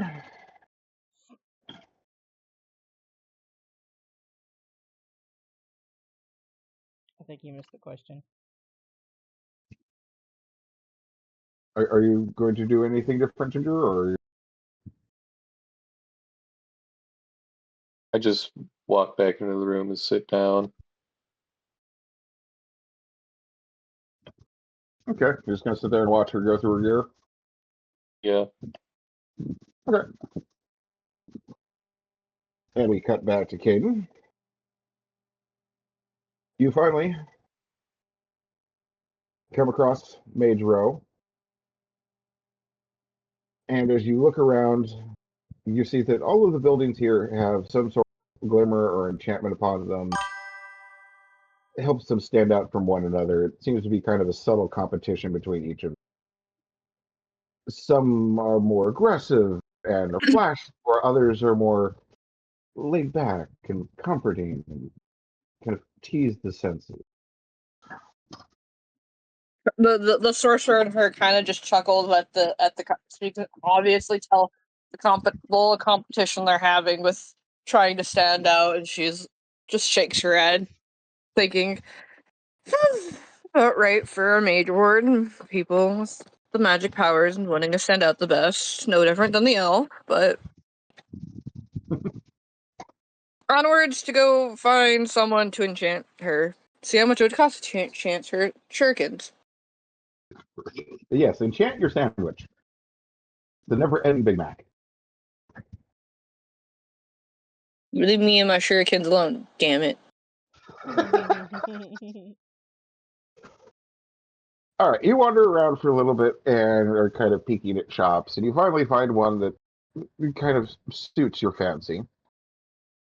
You walk in, and it kind of feels like somebody's grandmother's kitchen. One corner or one wall has a little stove and there's some weird basin that seems to have water coming in and out of it. A bunch of chairs are set up, a couple of small little low tables, and an elderly elven woman kind of hobbles over towards you. Welcome to Madam Mim. I've got all kinds of enchantments for you, dearie. Is there any particular you're looking for? She pulls out one of the new shurikens she's bought. I've got 3 of these in total. And I was seeing what I could do about having them enchanted to possibly either return to me back in hand or return back on my belt. She reaches out a hand and takes one of them from you and holds it with her fingers. This is excellent craftsmanship, dear. This should take an enchantment very well. Come with me. Come with me. We'll go in the back and see what we can do for you. She leads you into the back of her shop, and it's just a clutter of shit all over the walls, all over the table, and it looks like somebody has been antiquing for things that go flicker and boom. She leads you over to a small table and a large tome, and she flips it open and starts flipping pages. You wanted it to come back to your hands, right, dearie? Either my hand or my belt, whichever is possible to do. God, it's not the word I want to do. Fuck you, Brady. She nods and flips a few more pages. Okay, here we go.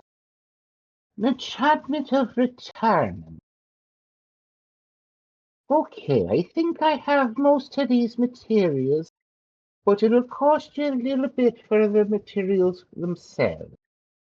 I think we could do this for about 8 silver. Does that sound fine for you, dearie? I can do.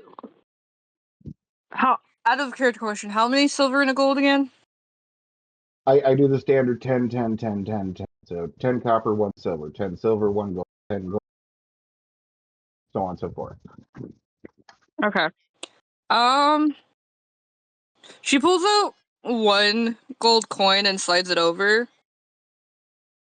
A little extra just for appreciative for doing this for me. How long will this take to do? She reaches out a hand and gently nudges your cheek. Oh, don't you worry, dearie. We'll get on this right now. You just stay right there, and I'll take care of it. She takes them from you and sets them on the table and begins anointing them in some oil and takes a strange-looking feather quill and starts writing runes in them. After a while, she kind of gathers them together and starts whispering some words in an old tongue, and they start to glow a faint blue, and then they kind of pulse and settle into that dull, rhythmic, pulsing blue color. She picks them up and hands them back to you and goes, Here you go, dearie. They'll always come back to your hands now, as long as you throw them.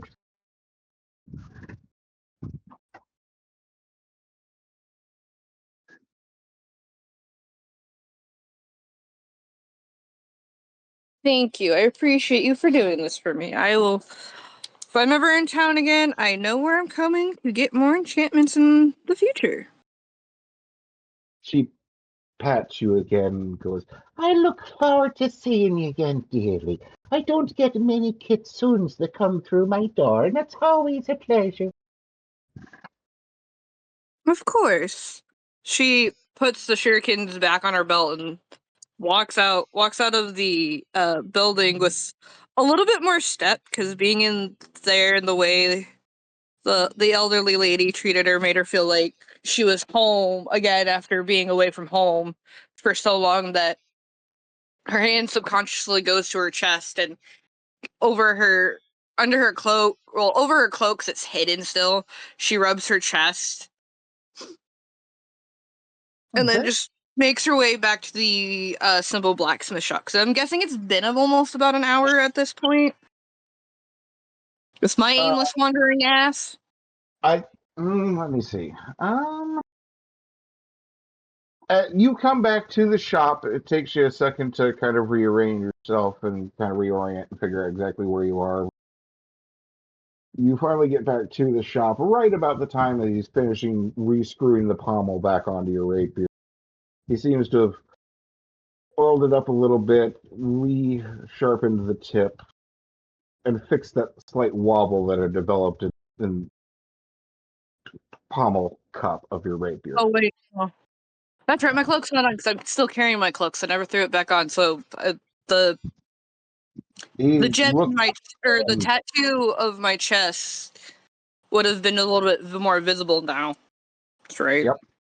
And as you walk in, because you forgot to put your cloak back on, he looks up and his eyes kind of go wide for a second, but then he just kind of shrugs it off and holds up your rapier for you. And here you go, dearie. I think I got it good for you.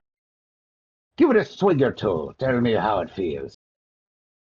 She sets her cloak down on the counter and takes her rapier and stands back a little bit and does a few practice maneuvers with it and smiles at how balanced and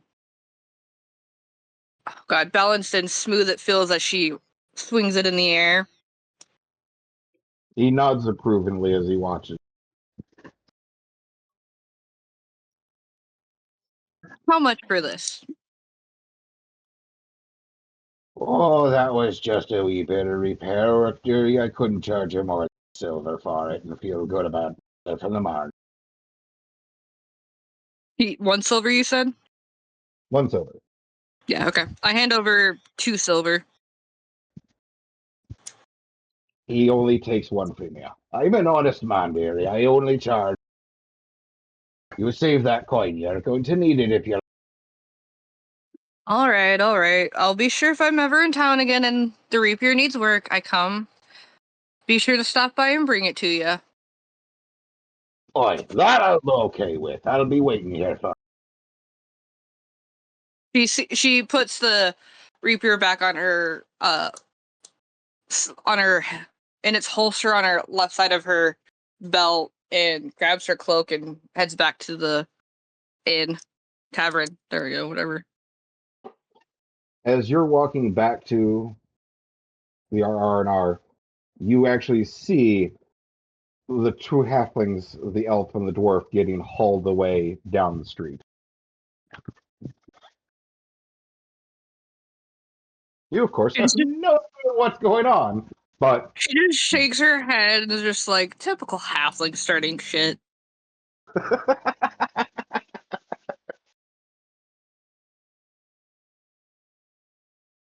well, you head back, and do you go looking for your new party members, or do you head to your room? I had to my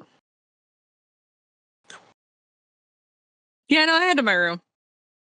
Head to your room. All right. Ginger, Toma. Ginger, you have decided to just kind of sit there and stare off into the nothingness. Toma, you've had plenty of time to go through your gear. You have noticed that there's 1 or 2 things you wouldn't mind stopping and picking up before you do anything. Those are more of a, I kind of wish I had it versus I really need. I will go and look. Hey, Raven, in the shop downstairs. Let's see if they have what I may need, who I want if I decide to wander. Okay. So you will find if you have a copy of the 3.5 Player's Handbook, the standard PHP, if it is listed in the basic equipment list for the shop, it is available for purchase, and it is half of what the cost is listed in the PHP. The half I remember.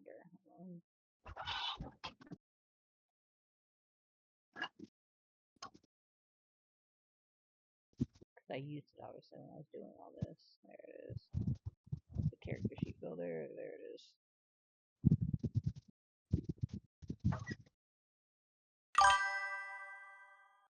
Alright.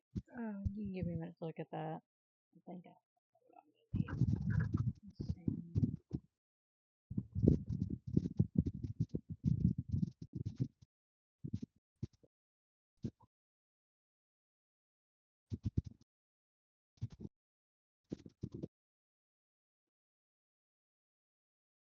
How much have we talked about the tattoo, Gray Cat? Because I don't think we talked too much about it, did we? We have talked about it. They don't have any clue about it. But ideally, it's a stone that's embedded underneath, technically, the skin, right? It is technically bonded to your breastbone. Oh, yeah, that's right. I just posted a link in the. I've got it. That's what I was looking through. Yeah.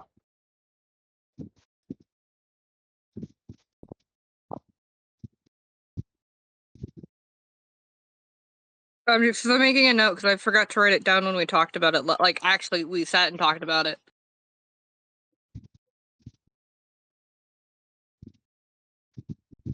The only trouble with Scribd is you have to watch ads and whatnot. You can also use D20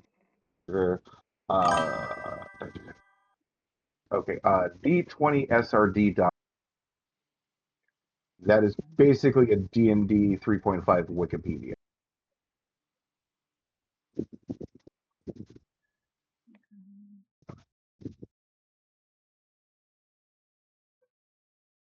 Sorry, I'm looking through all the stuff right now.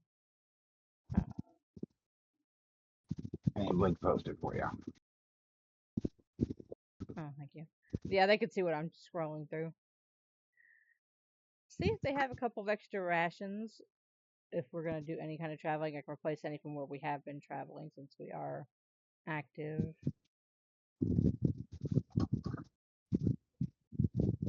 So 2.5 silver each. I'll pick up 4. That should be no. Okay. That should be 10. Did we deem what color the glow is? Or is there no specific color? Is it just based off my mood, like a mood ring? Of the weapons or of your gem? The gem. It does tend to flush in color with your moods. Okay. So if you're having a particularly strong emotion, it'll shift in color. So calm would what be like a light blue then? Basically, yes. Okay. Okay. So because if I remember correctly, we said it still had like a faint glow, but it's not something too obvious to see unless you're paying attention to it, right? Unless you were so, if somebody was standing in the same room at you with like no lights, they would see a faint glow. But during the daytime, if you're just walking around, it's lost in the ambient lighting, unless you have a very strong emotional reaction, in which case then it'll start growing brighter and brighter. Okay. So if someone gets you really pissed off, all of a sudden there's an angry red spot.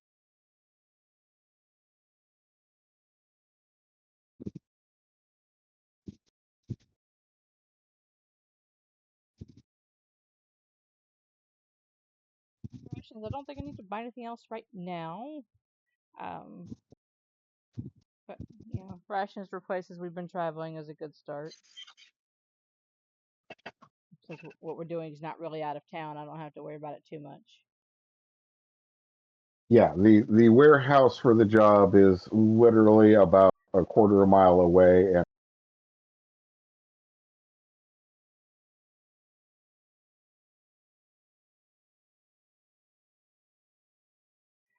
So that is where we're going to what I'm going to get for now.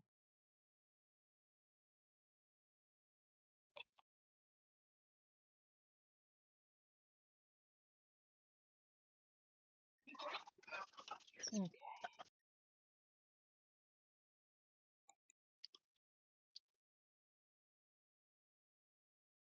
see what the others are up to, if they're ready to go, and or if they want to wait until morning to deal with the rats.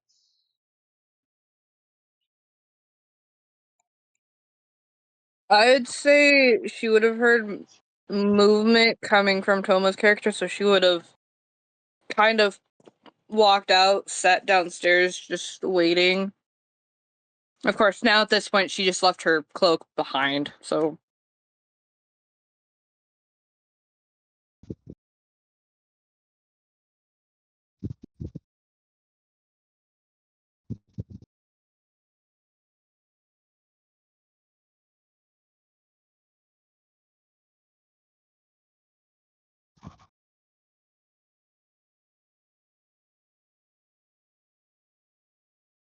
Ginger came down with me.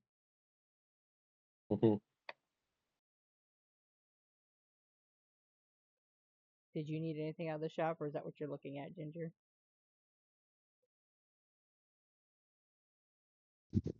Um, I don't think I need anything out of the shop.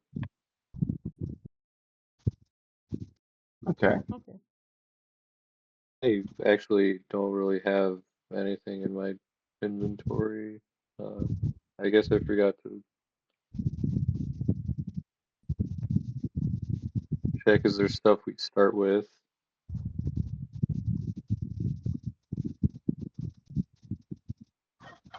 You're content with your starting gear, basically. I don't have any starting gear. He didn't. I don't think he. I don't think he got anything. Is what he's saying. He That's didn't right, set up. because we. He did. Yeah. I want you help. What we can pause what we're doing for a sec, and you guys can work that out. Sorry. So he at least gets his start. No, I was it's your gonna fault, say darling. we've actually for about 2 hours, so this is a convenient spot for a 10-minute bio break and walk around and stretch break. If you guys want to take that. There you go. I'll let you and Ginger work on that. All right. 10-minute bio break.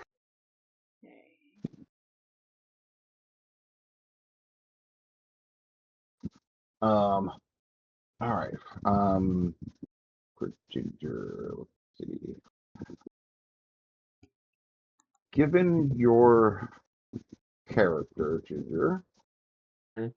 I would say that you have a flint and steel,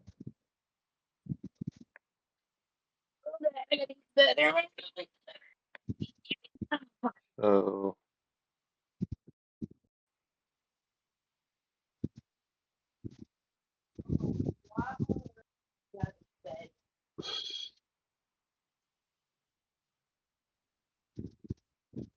let me know when you're ready.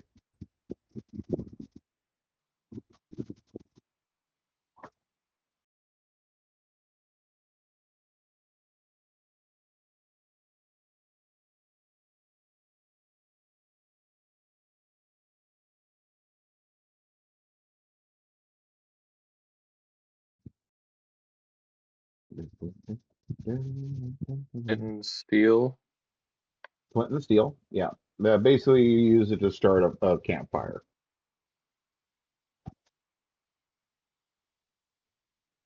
You also have, What would flint and steel be under, like, as a, you would just put it into your, uh,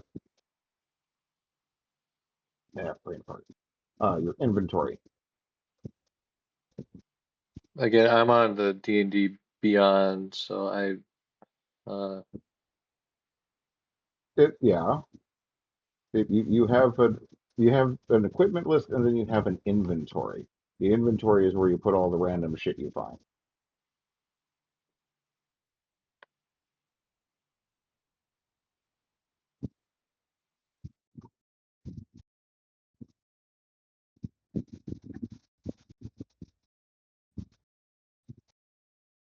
It might be called other possessions.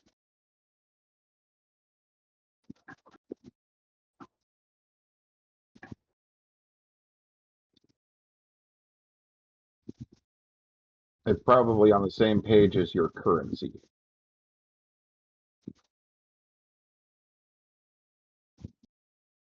Do not And, have and a just get current. the notebook and start writing it down on a notebook. It's fine. Okay, sorry. No, it's fine.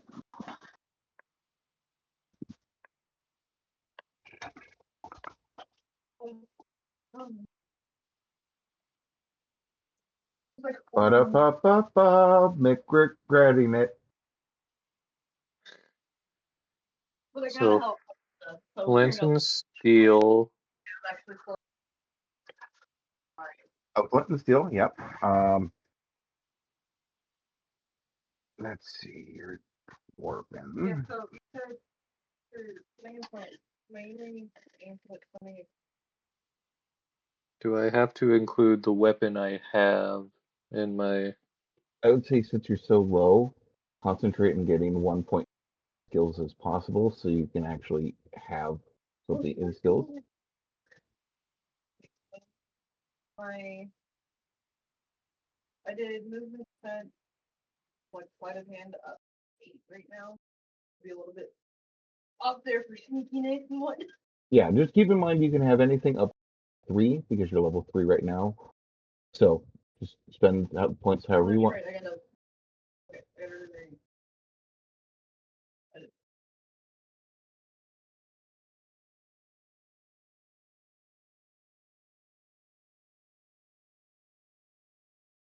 Okay, sorry. You also have a hempen rope.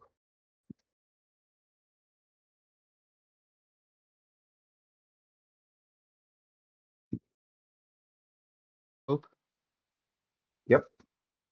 okay. Um,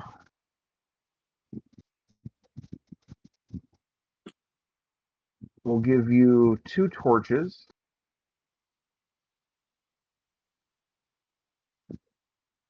Okay. And as a gift from your family before you left home, you have a small pouch of thunderstone. Imagine Thought we knowing what your established family looks like. Sorry. I'm pretty sure I grew up an orphan, so I don't have family. The family at the monastery. Oh, okay. As What'd you you two say? monastery, you both received a gift from the Okay.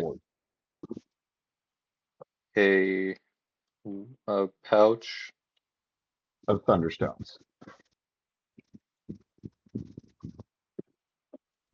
Alcohol, you're familiar.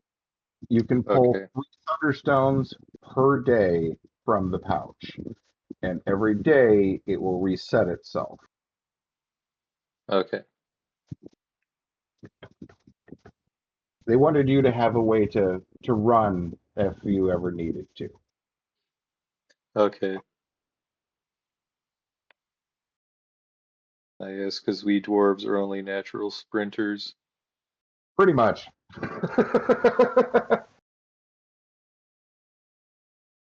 I will Thank also you. I will also let you have a basic musical instrument. You don't have any levels in Bard, but you do have 1 rank in performance in any basic musical instrument you choose, whether it be a flute, a fiddle, a lyre, or a drum.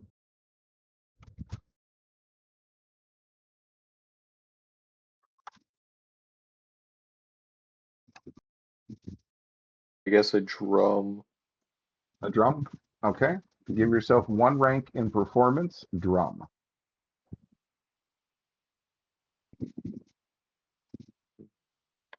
What does that mean to? So you would go down to your skills and you would find the perform Yep. check. It's probably going to be right next to profession. And you would just put 1 rank into the rank spot to indicate you have a basic training in that.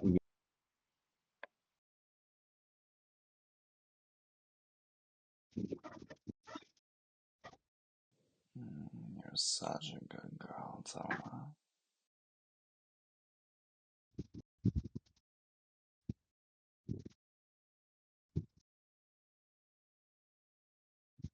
not know how to do that. We'll worry about it later. Okay. You also have a water skin,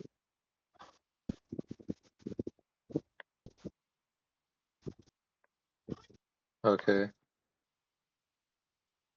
a bedroll,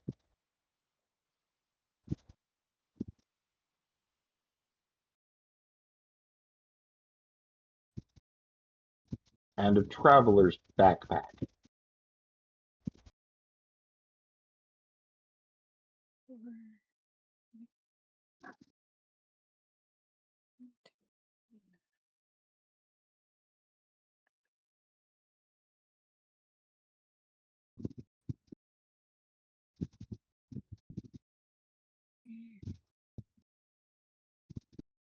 Do I have to include like the weapon I have in my? No, your weapon is covered in your equipment, which is where you have it all spelled out. You know, the attack damage and all that. This is Okay. this is the stuff you have in your backpack. Okay. I didn't set any of this stuff up. It's okay. You weren't exactly planning on being able to attend, so I wasn't really expecting you to have everything.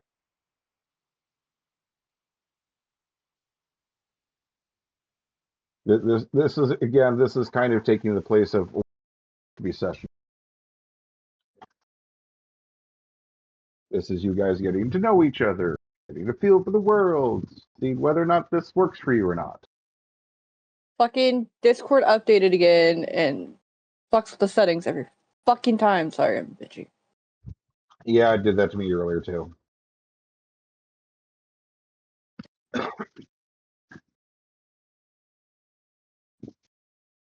Was it funny I decided to make the tattoo a bunch of swirls that are in shape of the fucking gem?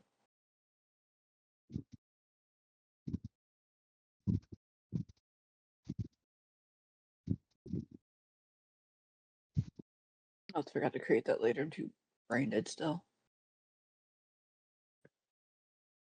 No, brain.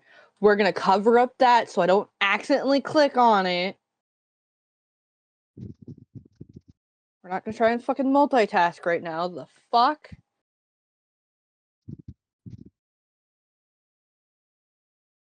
Totally did almost autopilot and flying into the city.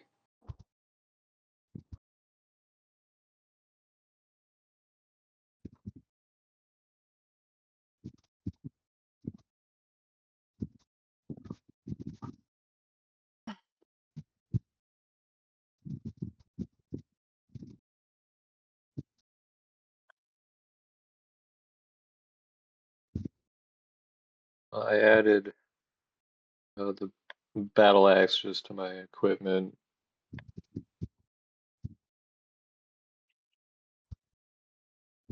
I think that's everything. Okay.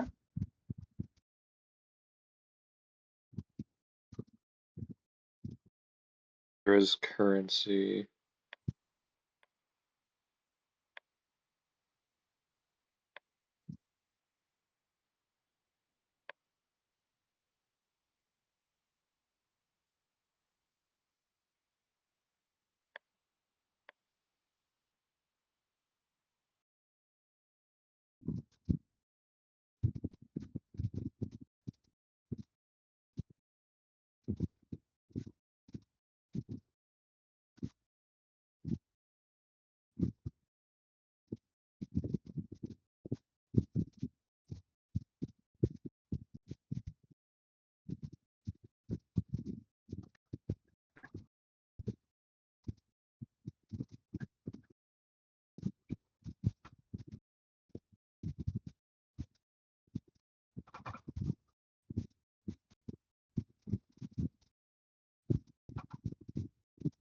What is our, how much, like, for our currency do we have?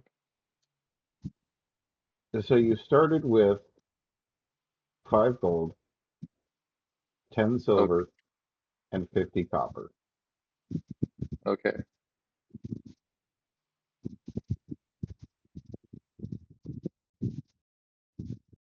paid a half silver for my room.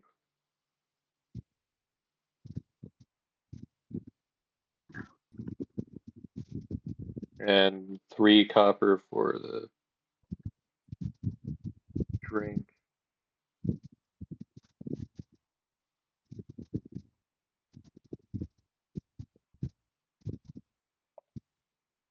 Okay, got that figured out.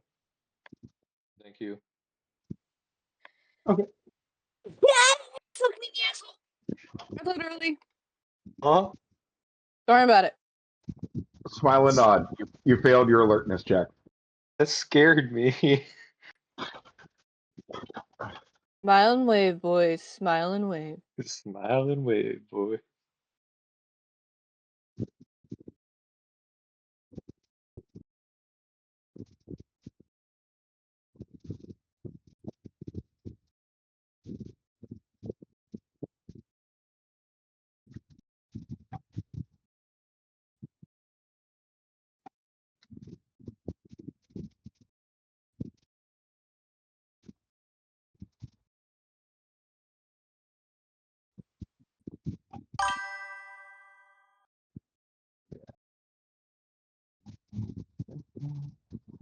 So, is everybody ready?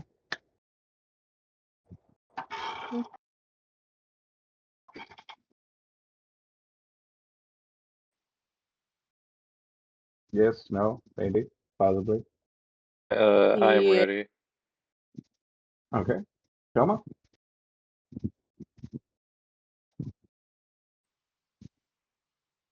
Come on. Ah, mic was off.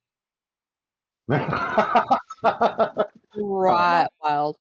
Well, my mom walked in here and talked, so I muted on my headset, not on Discord, because it's much quicker on the headset. I answered twice, 3 times actually. I was like, okay, it's not going. What? Oh, yeah, microphone. Oops. Oh yeah, totally ready to go.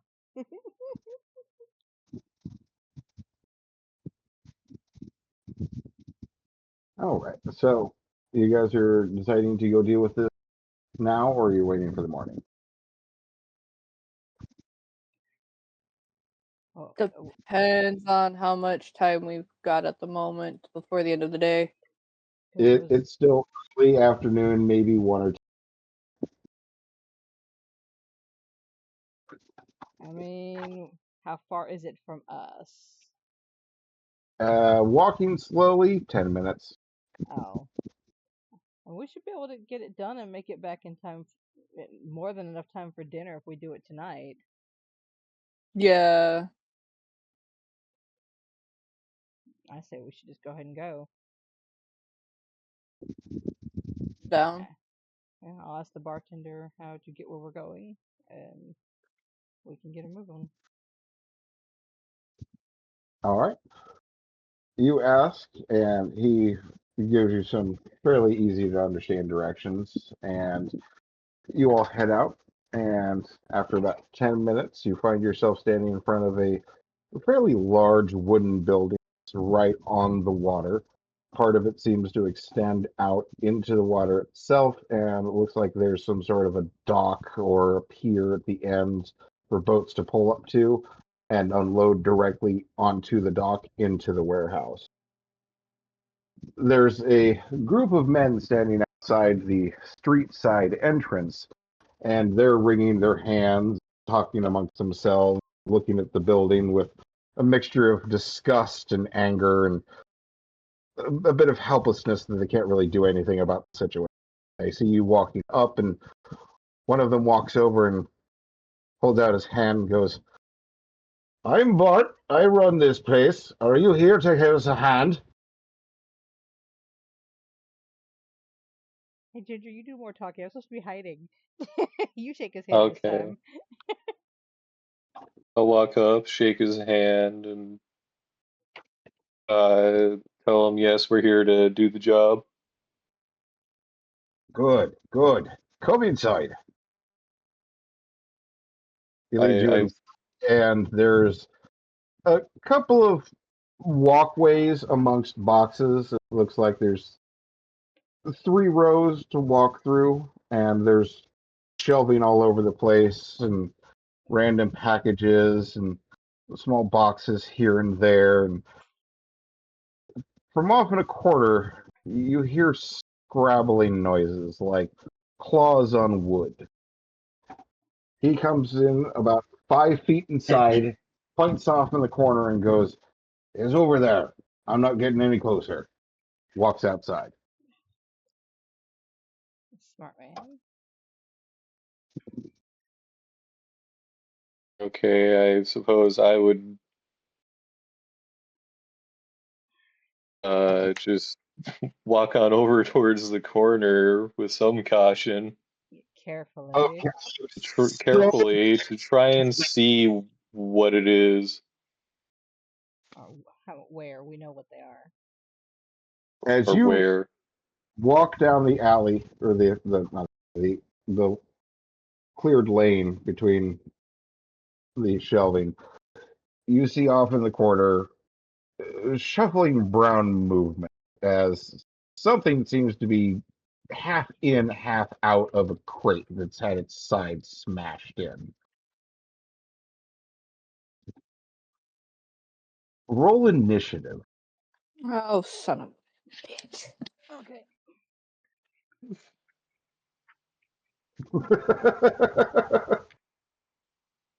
The most terrifying 2 words a D&D player can hear. Hold on. So mine is Uh, 19. 14. Hold on, I gotta get my sheet over to the right screen. I got a 17! Okay. And I'm unprepared because I never put any of my spells in. Yay! But it's basically the same spells I'd have for Yuki is what I'm going to be using. So I will pretend you took the time to prepare a spell list yeah, this no, morning. I totally forgot to put my spells in. I meant to. I know I thought about it, but I forgot to. Now, here's the good thing. The initiative is Toma, Caden, Ginger, then the rodents. I like that Toma is first. The squishy healer gets to go first. The squishy healer who is behind the dwarf. So as you peek over your dwarven companion's head and you see these beasts, I'm a lot taller than he is. I don't have to peek too hard. one of them turns and sees you and starts making chittering sounds. You get to go first. Okay, I have. For reference, it is approximately 30 feet in front of Ginger, and you are, I'm assuming, the next slot behind him. And Caden, since you didn't say anything, I will assume you're the next slot behind her. That sound fair? Sounds fair to me. Are we in a narrow passageway or? You are unfortunately in a single lane path between the shelves. There's only about 5 feet between each, just enough room Okay. to move a box and lift it up onto a shelf. Okay, hold on. Reread the spells when else since I've used one.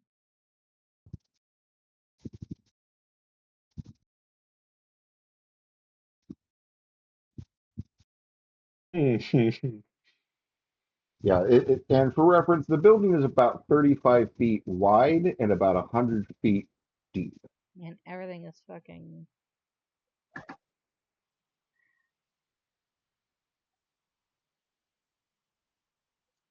I will Yeah. move and trade places with. Move behind Caden. Um. Okay, so you're just going to make a quick 5 foot party adjustment? Right. Okay. Since I don't really have. I have nothing ranged. as a healer.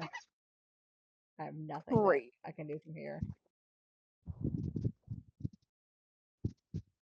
Okay. Are you wanting to just have that be your turn? That will be my turn for right now, yeah. Okay. I will say that you made a party adjustment and you are going to hold action until your next turn. So if something does happen between now and your next turn, you will be able to do one action as if you were holding and waiting for that to happen. Okay.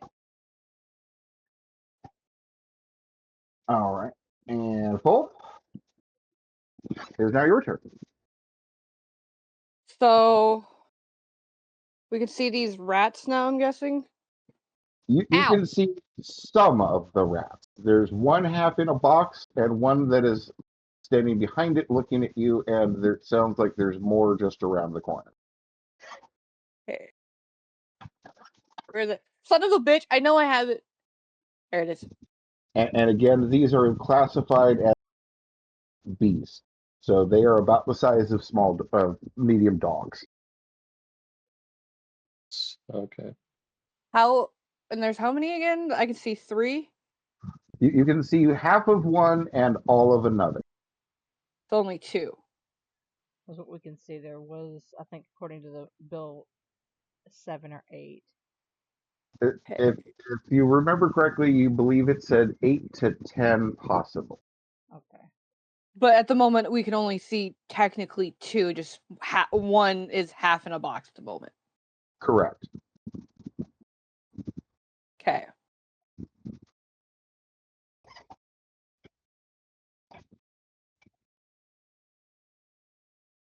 How far apart are they from each other? They're in adjoining squares to one another. Okay. Again, if you were to lay this out as kind of, you would have one row shelving, one row walkway, one row shelving, one row walkway, one Yeah. row shelving, one row walkway, one row shelving, and that's it. So with question. Answer. With stuff like my spells, like especially like magic missile, the tattoo on my chest, can they come out of that? Are you wanting them to? Is it yes? Because that'd be kind of fucking funny as shit. Sorry, it kind of intrusive thought. Honestly, I was like, instead of typically coming out of like your hands or She whatever, let the intrusive thoughts win. Oh no. I did. You know what? Hold on.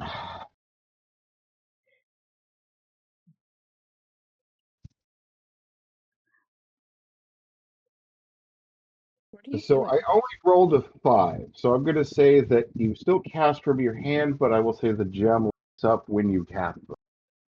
Okay.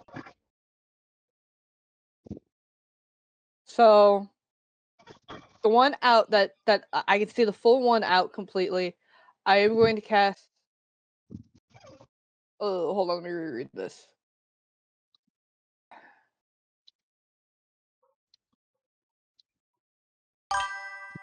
Is it okay? So it's 2 miss. No, wait, how many misses do you get at first level? It's 2. Okay, so it's only 2 each. Yes, at level 3 you would have Okay. two shots. Okay. Not those kind of shots, Ginger. Shot. Oh wait, no, I'm not even. Well, no, because would I still technically be level 3 since I multi-class? For purposes of this, yes, you would be Okay. considered level 3. Okay. But I don't. Okay, whatever. So I use my hand to cast magic missile. One hand to cast magic missile at the rat that I can see. And then with my other hand, I grab one of the new shurikens that I just bought and throw it at the other one. Can I do that at the same time or no? I can't remember. No, because that's both. That's just I only have one. Never mind, that's right. God damn it, I'm so used to our other characters. Fuck. I hate this. fucking hate this. I really wanted to do. Okay, we'll just have to wait until later to do that eventually. Fuck. We'll just do the magic missile for right now. All right. Doing 1 or 2 shots.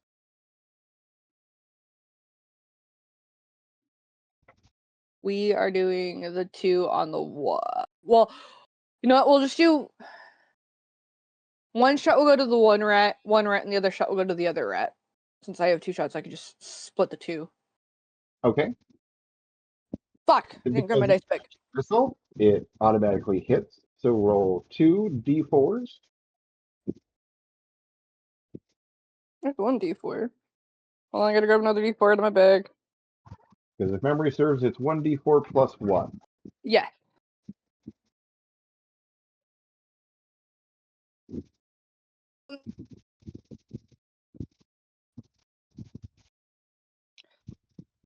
Four for the rat that we can fully see, and 2 for the one in the box. Okay. I rolled a 3 and a 1. Do me a favor. Roll another d4 for each of them. I'm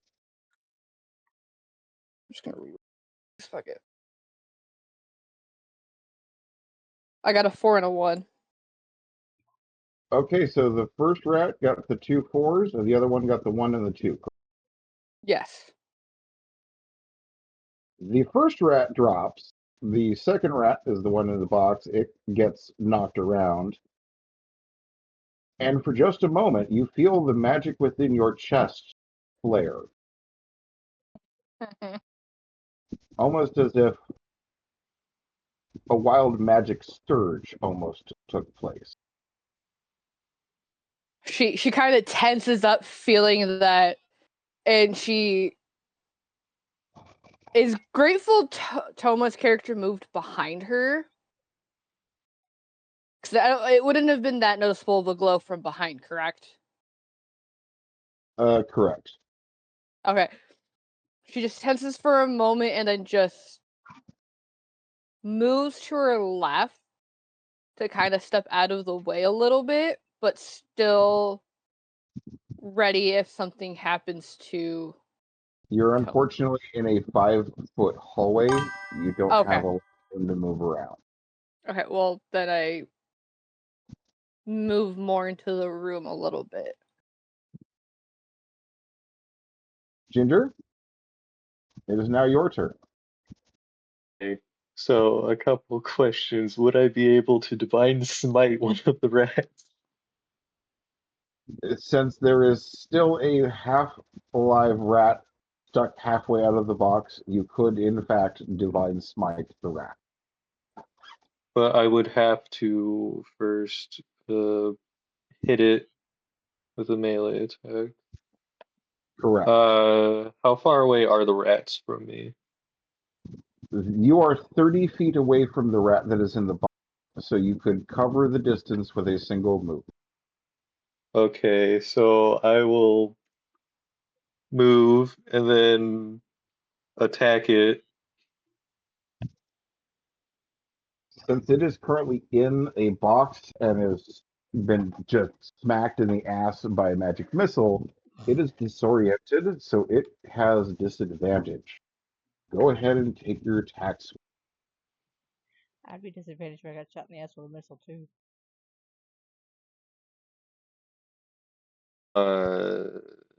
How does that work? It only says for attacks I have unarmed strike.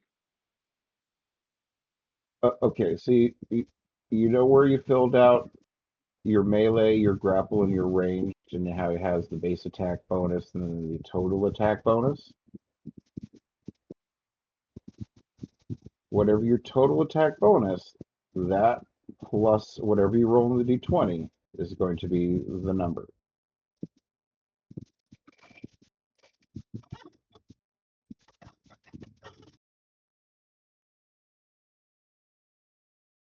Lost. Go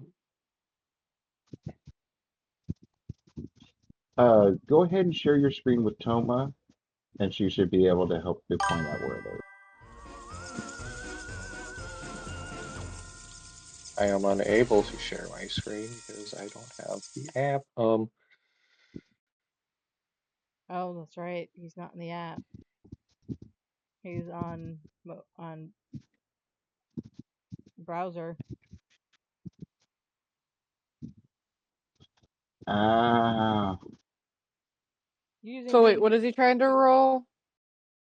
he's needing to roll a melee attack. Okay, so God, I haven't looked at D&D and Beyond in a hot minute. That's all. Oh my god. Basically, if you can find where it says your base attack bonus,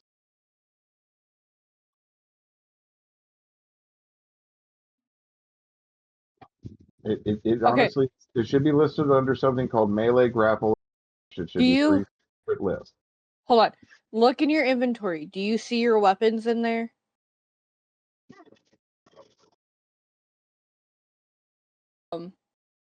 Ginger. If you click on equipment, or did you not input your weapons?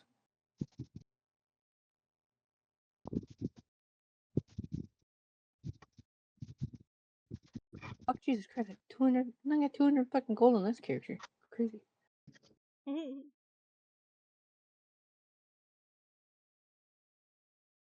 Damage 1d8 plus 4. There you go. Okay. Okay, That that would be would be damage. Okay, so what's the weapon you're using? A he's battle using axe. X, yeah.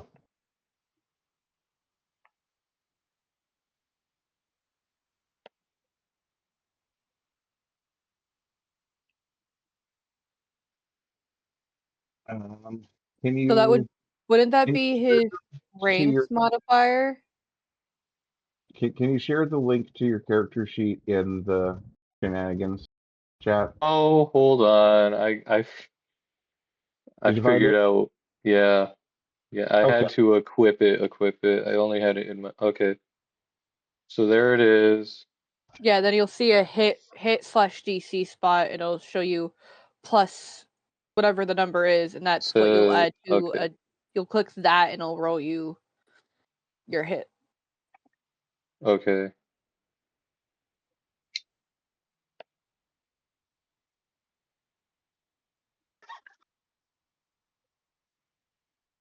Don't mind me. I'm just reading my spell book while we're doing this. I'm kidding. I roll to attack. Yes. I got a 21.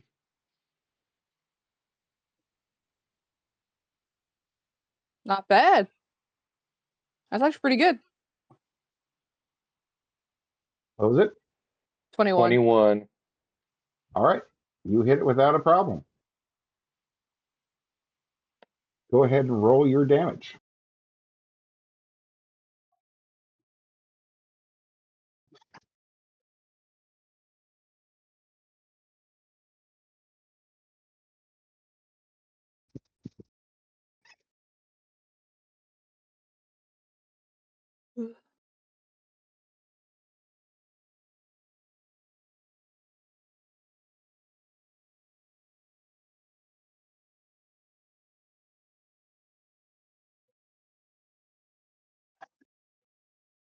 Oh, she's on.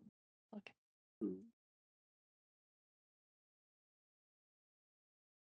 What'd you get?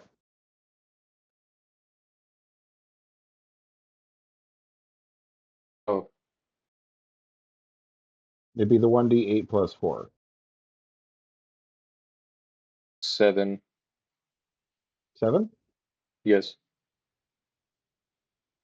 You haul off as you walk up on this poor trapped rat and just drop your axe on the back end of it sticking out. And there is now 2 rats You. where there was once 1. Gross.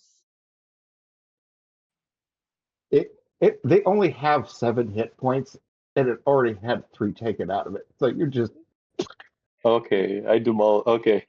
What's the saying, darling? No kill like overkill. yeah. You basically salamied this thing. You.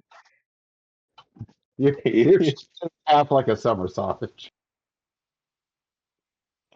Gonna be These eating things just good doesn't tonight. belong here.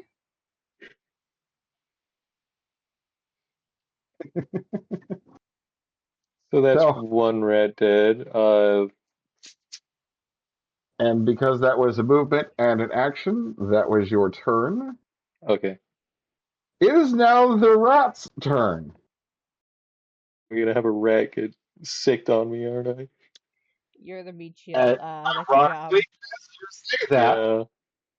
the first rat that was around the corner moves 1 square forward to cover around the corner, and 1 square forward to step on the body of the now deceased split in half rat, and it takes a bite at you.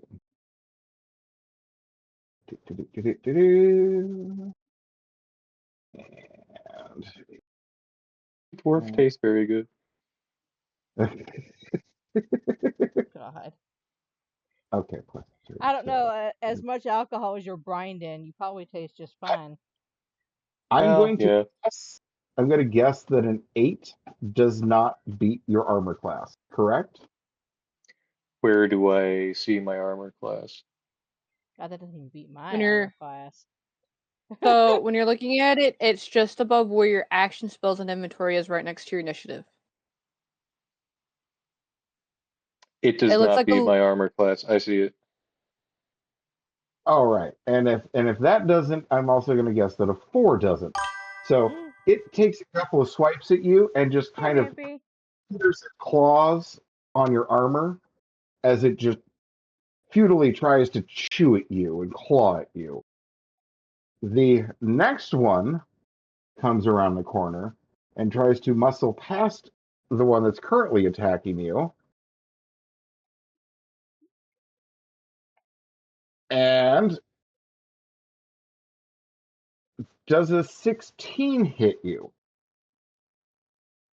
Yes, it does. Okay. I need you to roll a Constitution saving throw. You need to succeed with 10 or better. Constitution. top right corner under your stats. 20. Okay. So its first attempt to bite you doesn't actually get through. Its second attempt to claw at you, however, manages to poke a single claw in just under a bit of your armor and catches just enough to prick the skin.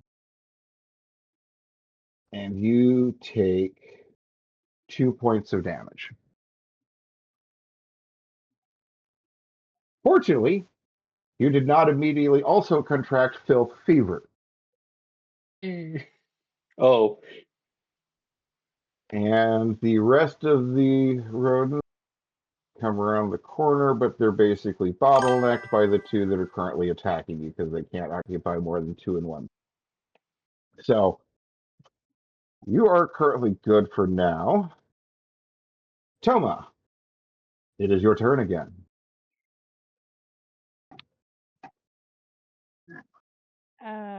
Let's see. How far am I from the rats right now? Since I'm behind Caden. So you are behind Caden, who is right behind him, who is then right in front of the now slowly filling hallway of rats.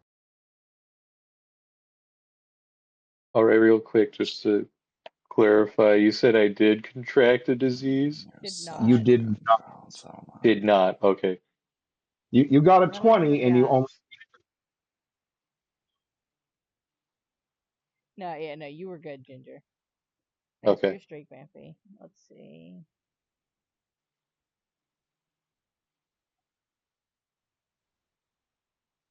I need to find where that.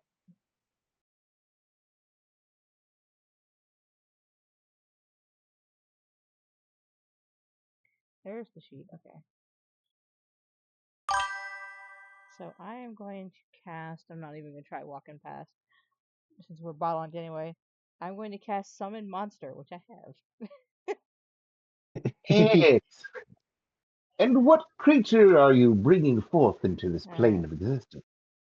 So chaotic good ones. Considering the size and what we're fighting, I'm going to summon a celestial badger. Ooh, badger, badger, badger, badger, badger. I'm thinking giant rats. Badger's got this. The other one I can summon is a monkey. Honestly, either one of them has merit. You are in an enclosed space with lots of climbing areas around. But he's only good for one turn. Um,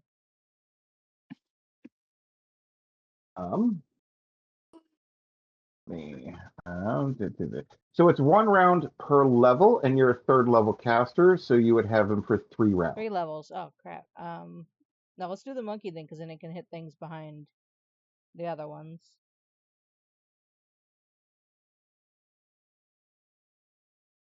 So yeah, we'll summon monkey.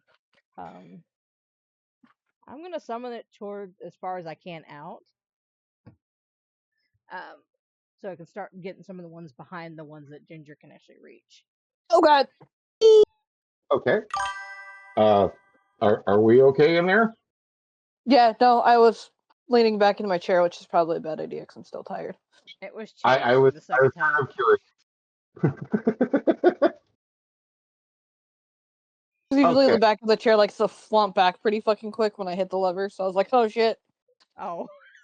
I it's was like like, wee. it's like my foot one. If I don't keep my foot in the right spot, it just flies up and smacks my feet. It's like, holy, who designed All this right. So chair?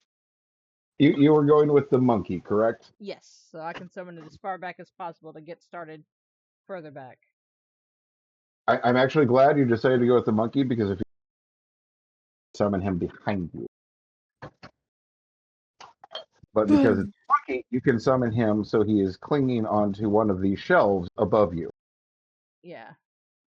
Yeah, I was thinking I was Uh, using it for 1 round. I missed the per level, even though I've got the screen up. Okay, so yeah, definitely so gonna use the monkey. are you going to have him summon above you, or I would say above. Well, I can summon. How far out can I summon him from me?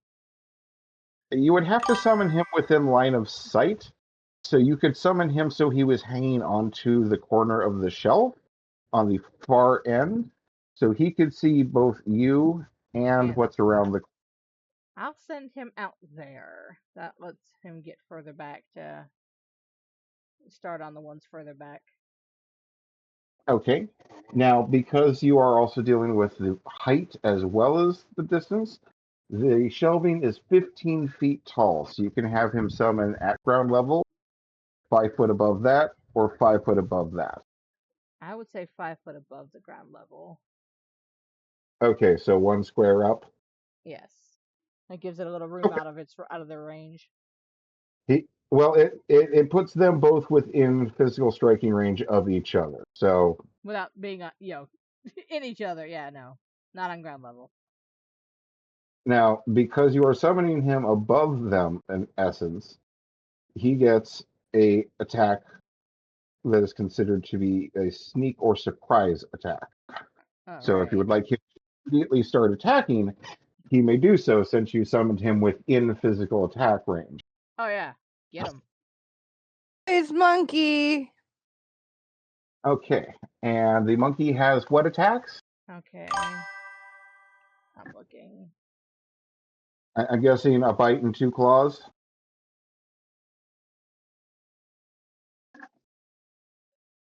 This And one it only could tells me throw. hit. That's special. Let's see. I'll use all base creature statistics and abilities except it doesn't actually tell me what his base attacks are. It gives me a special Uh, attack, but I don't. It doesn't okay, give me one for the actual creatures. and that was a what was it called again? It's just listed as a celestial monkey. Celestial monkey. Okay, that's what I needed. Uh, Monkey.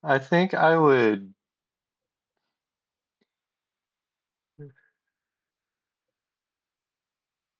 What I would do is I would grab one of the rats, then punch it in the face. All right. Give me a quick grapple check.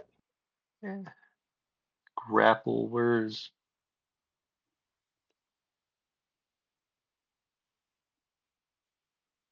It would be in the same place as you'd find the melee or ranged attacks. I don't think D&D Beyond has grapple. Hold on, I'm looking. D&D Beyond might be set for 5, where Would it be acrobatics then? um Or would that be a strength check? what's your strength modifier? +4? +4. Okay. Do some quick cheat math. An AC of.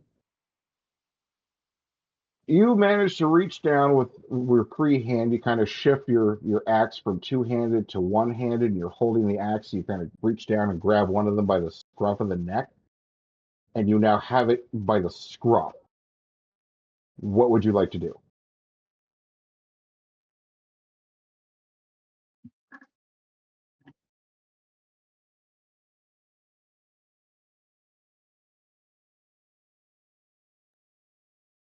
It's kind of wiggling in your hand.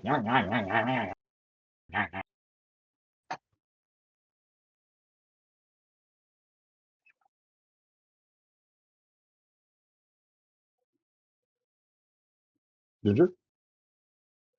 I'm looking. Okay. It's like, don't tell me his Discord died again.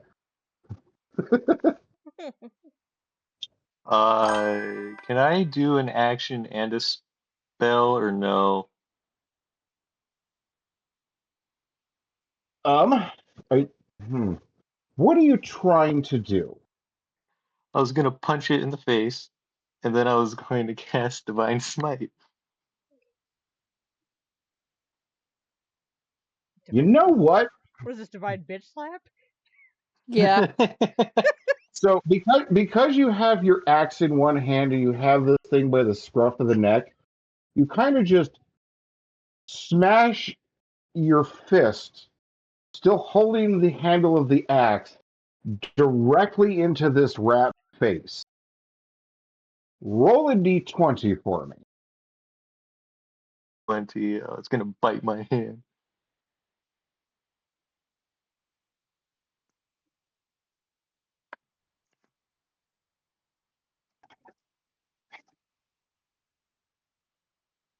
I love you too, Patches. I know. Daddy's doing something. Oh, I How can dare give you Uh, it, okay? 18. 18. You have no problem ramming your fist into the face of this poor, unfortunate rat.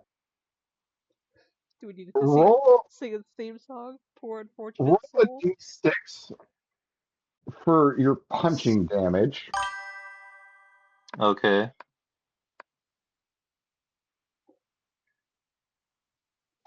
Yes, I love you too, Patches. I do. But I'm currently doing something, and we're streaming. I can't just stop and play with the red dot with you.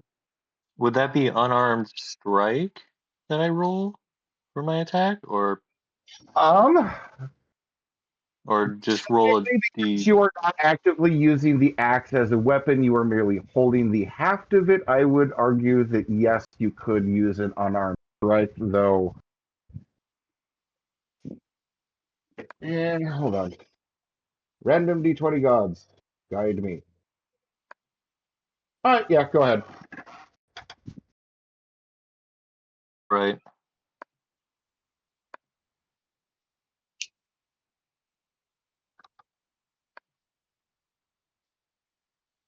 20. Excellent. It comes apart in your hand. Oh, You were holding a rat. Now you're holding the scruff of what used to be a rat, but is now chunks on the. Oh, It exploded. Ew. so there'd be guts and blood just splatter on me then. Okay. Everywhere. Uh-huh. You kind of punched into its face, and the scruff came off in your hand as your fist kept going forward. Oh. You just went, finish him, Blat.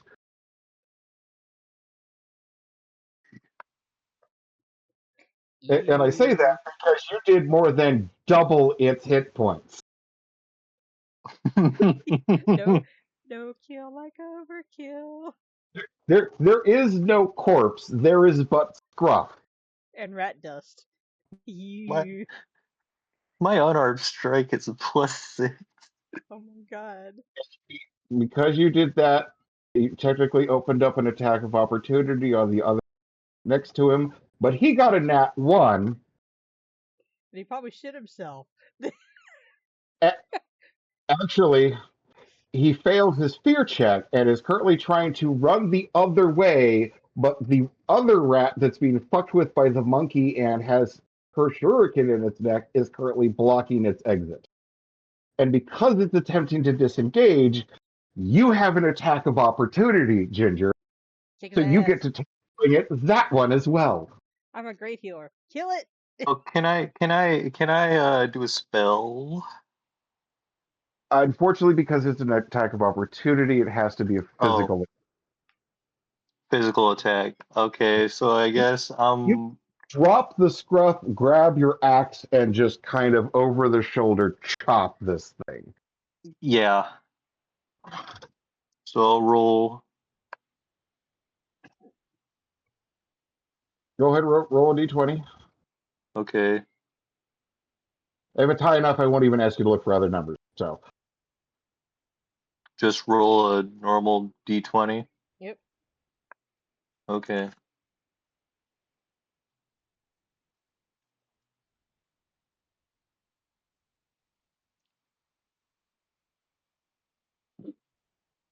I got a 1. oh, okay. So this is a perfect time to explain my mulligan policy. Once per game, every player has a mulligan. You can use this mulligan to redo any one roll once a game. Everybody gets a get out of jail free card. I technically have two. 'Cause I have a special ability for it. You know what? I'm not gonna use it just to see what the fuck happens. I love you, Ginger. Okay.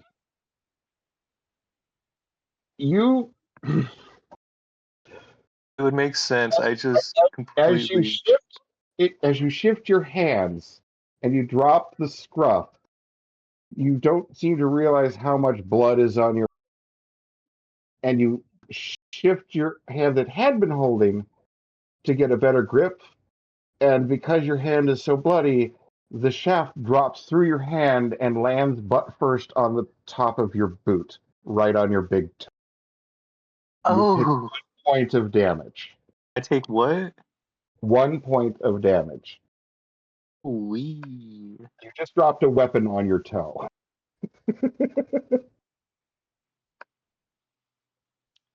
You know what? Totally fair. Yeah, I just obliterated a rat. My hands are bloody. And it's now the rat's turn.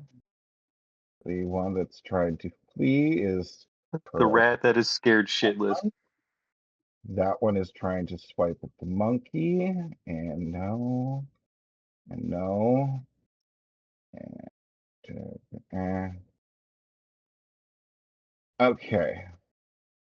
So the monkey that I you were love trying Vigil. to kill is still trying to run. The monkey and The rat are rat. currently fighting each other. However, another rat up on the back of the other rat and is currently chewing on the hind leg of your monkey. And monkey had a tail. So far, the monkey is still alive and still kicking, but he has a rat clamped onto his foot. He's Toma. not thrilled about it.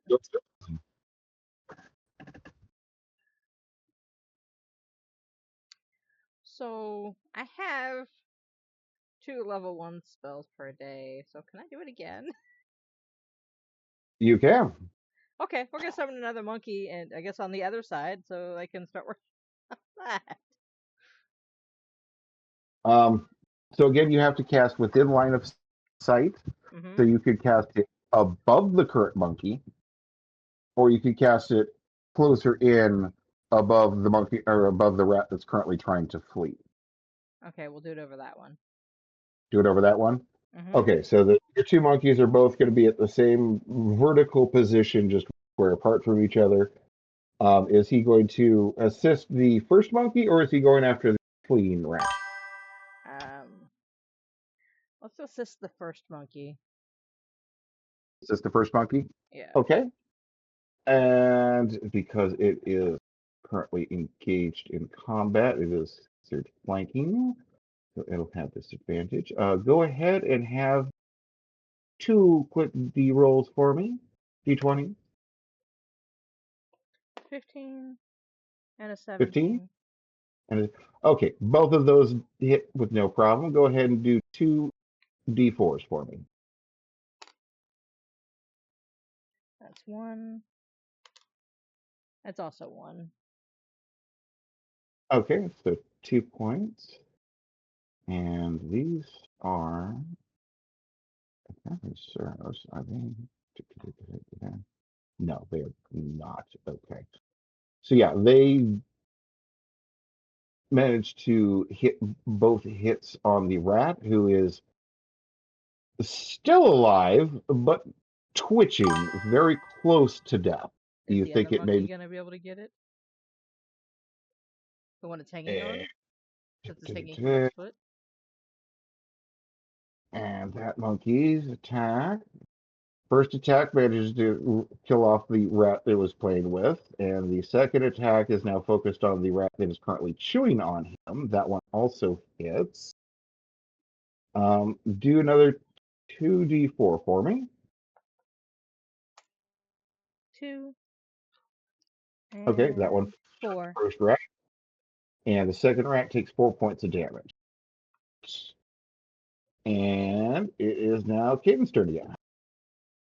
Okay.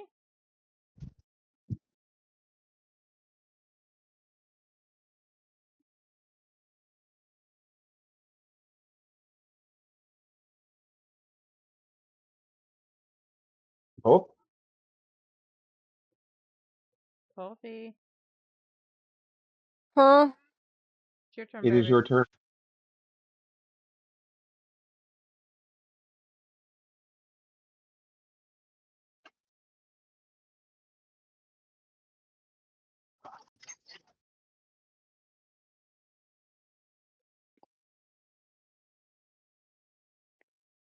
I kind of dozed off a little bit.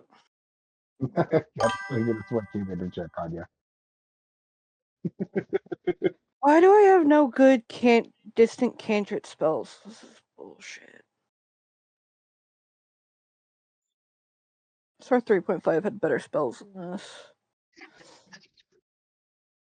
It does. It's just in the expended compendium. Okay, so I gotta go find that later and look at We'll those. step later and figure out some more spells for you. Because spell 1, there ain't too bad of spell slots. I need the extra spells because the moment there's not a whole lot I can do. So the dagger that I threw last turn got back in my hand. The shuriken has now returned to your hand, correct? Fuck yes. And in front of you is the rat that was fleeing, and there is a rat currently hanging off of the foot of one of the 2 monkeys. I throw my shuriken at the one of the rats on the monkey. Okay. And go ahead and do a range attack roll. He said it should be well over Ginger's head this time. 10. 10. Yeah. Fortunately for you, the AC is 10. So, because it is occupied, it is considered flat-footed, so you just barely hit it. Go ahead and roll your d4.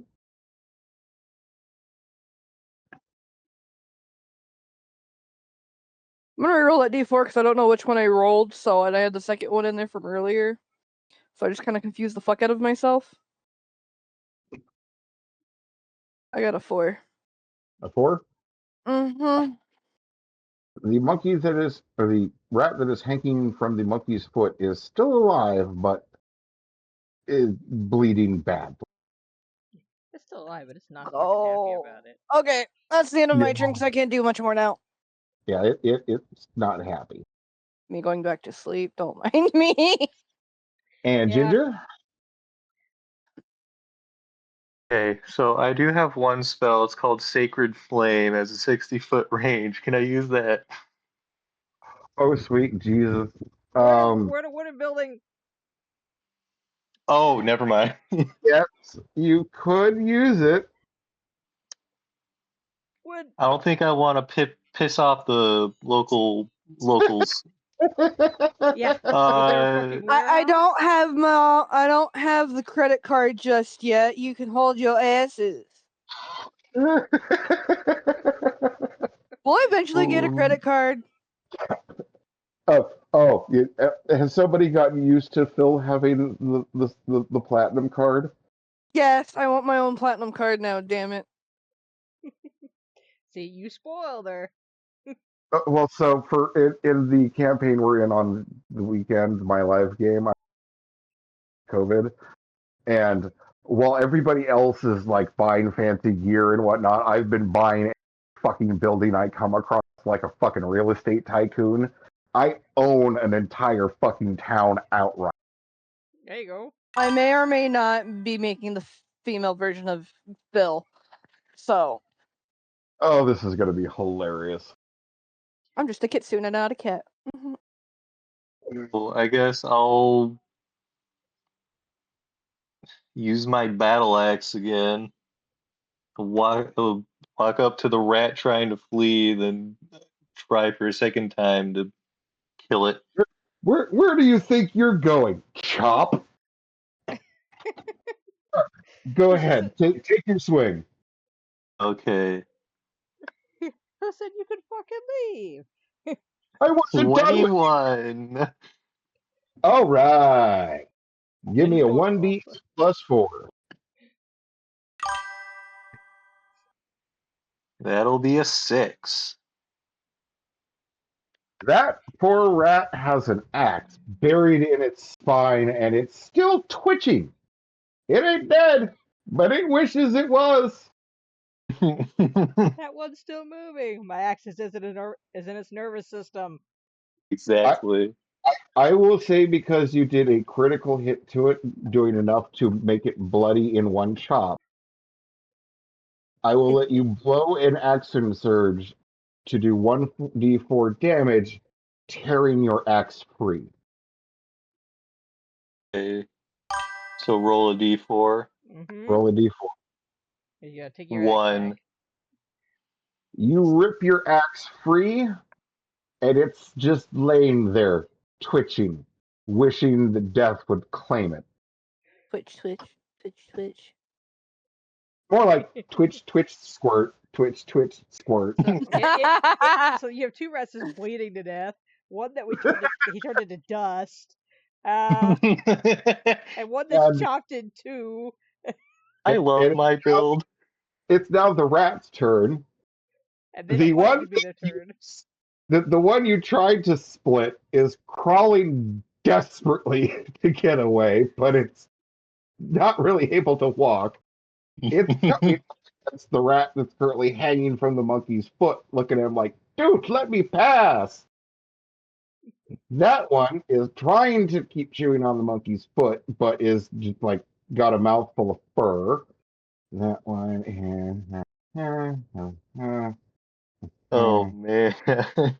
And the rest are still kind of stuck in the pack, waiting to get through the roadblock.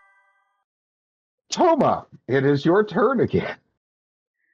Okay, so I guess whichever the I first got monkey wants to go, the monkey that's not got something biting on it, to go after the one that is, because it's his. He has one more turn, and then the one that's hanging from its last turn. Let's see if we can get rid of that one first. Okay, so the rat that's on the monkey going after Yep. him. Mm-hmm. Okay. So each of the monkeys has a bite and a claw. Go ahead and take 4 attacks. 10, 18. That one's only 5. And 11. Okay, so the first hit hits the rat that's on its foot and finishes it. Would you like to direct the other 2 attacks to the rat that's crawling desperately? At least one of them, we get rid of. Kill them all. So one monkey deals with one rat, the other monkey deals with the other rat, and there's now a pile of dead. All right. 4 out of possible 10. Not doing too bad. Now the others are going to start climbing over the others, though. and It is now Fulpy's turn. There's still a rat alive? No, there are no more live rats. If you guys would like, you can hold your round until Ginger has a chance to move forward. Yeah, I just hold my turn and have the shuriken that came back into my hand just ready to throw again. Okay. Ginger? I like my You're, returning shuriken. In case I lose one, I know where it goes. They'll just come right back to my hand. God, I need to get that on my dagger. Ginger, it is now your turn. I do have If one. you want, you can step forward 10 feet and get to the end of the lane and turn to your right and look down. Been hiding all the rest of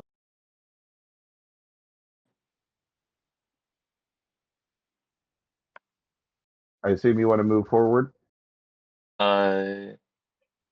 yes, actually, could I apply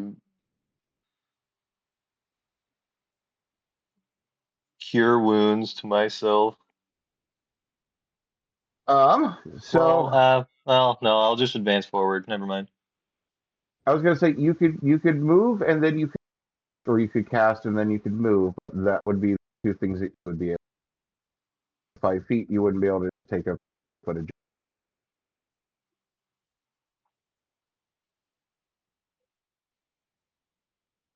I will say that you can cast, move forward, turn to face the rats, You're and then such a prepare good an girl action today. I'm so so that if very you do get proud of you attacked, you for can doing have a everything chance to. you've done. You're so very loved by My options everyone. are I could just walk up and then take another swing. Yeah, you can either step forward and attack, or step forward and heal, or heal and step forward, whichever way. I'll just step forward and attack. Okay, so you just kind of scooch down to the end of the lane, turn to look down the corner, and lift your axe ready to just chop whatever's in front of you. Mm-hmm. Okay. So as you turn the corner, you see 5 more rats slowly crawling over each other, trying to get past the bodies underneath the monk. Okay. One of them is within range of you to take a if you. I will take a swing. Okay.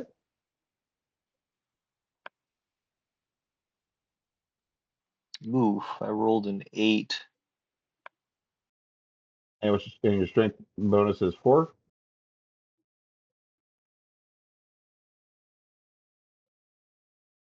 Oh, I roll a strength? Or what is it you wanted me to roll? So you would be rolling basic melee attack.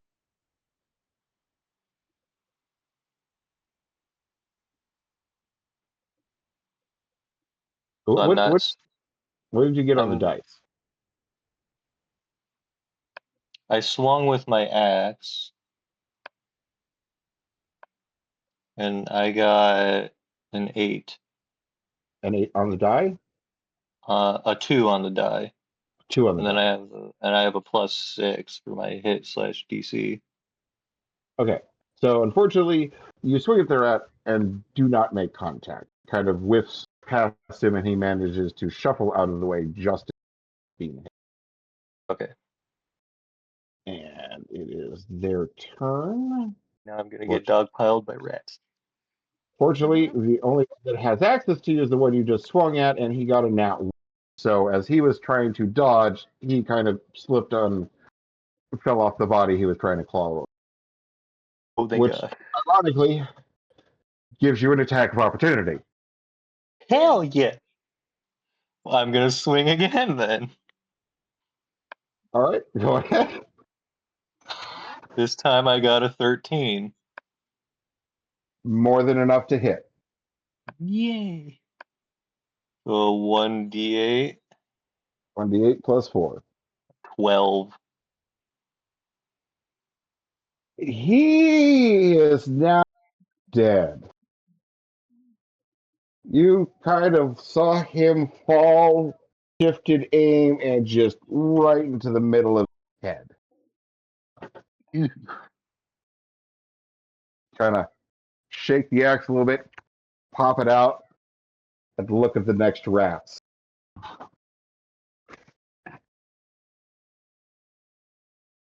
And that one, and ring, and okay. Toma, it is your turn again. Alright, so I still have one monkey left. The other one's gone because I only had him for so many turns.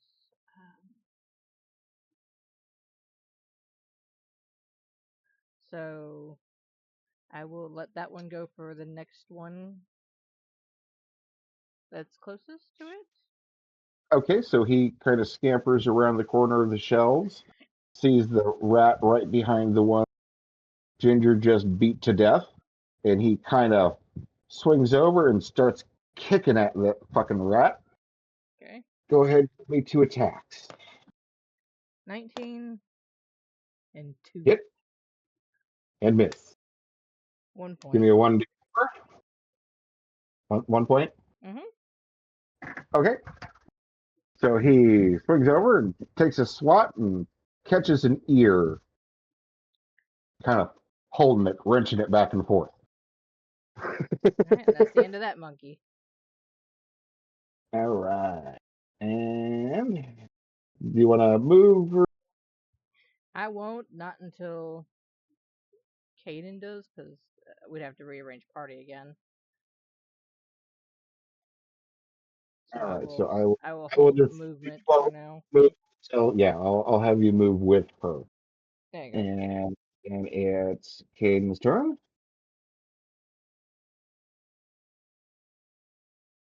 Wolfie.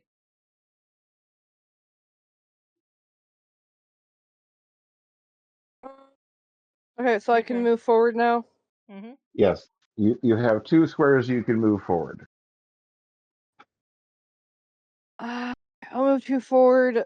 Can I see any rats within 10 feet of me? Yes, there is a dead rat directly in, and there are 4 more rats behind, kind of in a straight line going down the hallway of the warehouse.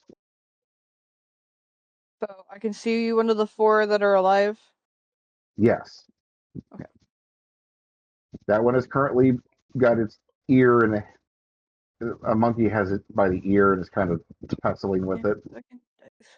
I rolled a 6, so that's a 10. The shuriken whizzes past that poor rat, but because they're in close confines, it misses the rat you threw it at, but it hits the rat directly behind it. I got a 1 for damage. Just Like, pissing I him can off. hear y'all, but it's taking my brain a little bit longer to process when I'm Okay. called. I do apologize. It's like, huh? What? It's okay. We're slowly hitting 3.5 hours. So I just need my power nap between turns. Yeah, I like the power naps. They're adorable. all right. So It is now Ginger's turn. Oh, hey, like a stuffy. Um, You're so cute. Oh, look, the stuff. is there anything I can do to attack? You can make a 5 foot adjustment, step on the corpse of the rat you just murdered, and engage the currently got its ear held by the monkey. All right, I'll do that. All right. Go ahead and roll your attack roll. 25. What did you get on the die, by out of curiosity? 19. Your crit range is 1920. You just crit it. Oh, That means you do automatic max damage, and with a 1d8 plus 4, that's 12, and it has a hit point less than 12. You murdered it. Let's so I go. obliterate it. The Okay. monkey is now holding the ear, but it's no longer attached to the rat. Ew. And the monkey disappears, still holding the rat ear. Well, if the rat wasn't pissed before, it is now. Oh, it's dead. It is dead. It has gone beyond the plane. I hope cleanup isn't part of this job. And Cleaning up myself is gonna be hard enough. the rat that has the throwing star stuck in the side of its neck has making the 5 foot adjustment to close with you, Ginger. Okay. 13 get through? Armor? Armor. Oh, it's close. Yes, It does. it does. I need a con check from you. Okay. 19. You once again do not get filth fever. You do, Yay. however, take 4 points of damage as the rat latches onto your knee.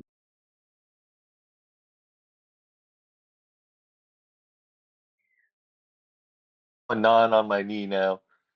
Oh yeah, he getting all up on. He, he's doing that No. sideways head thing, and he's just got your leg just hang. Grab it by the scruff and punch it again next turn. Okay.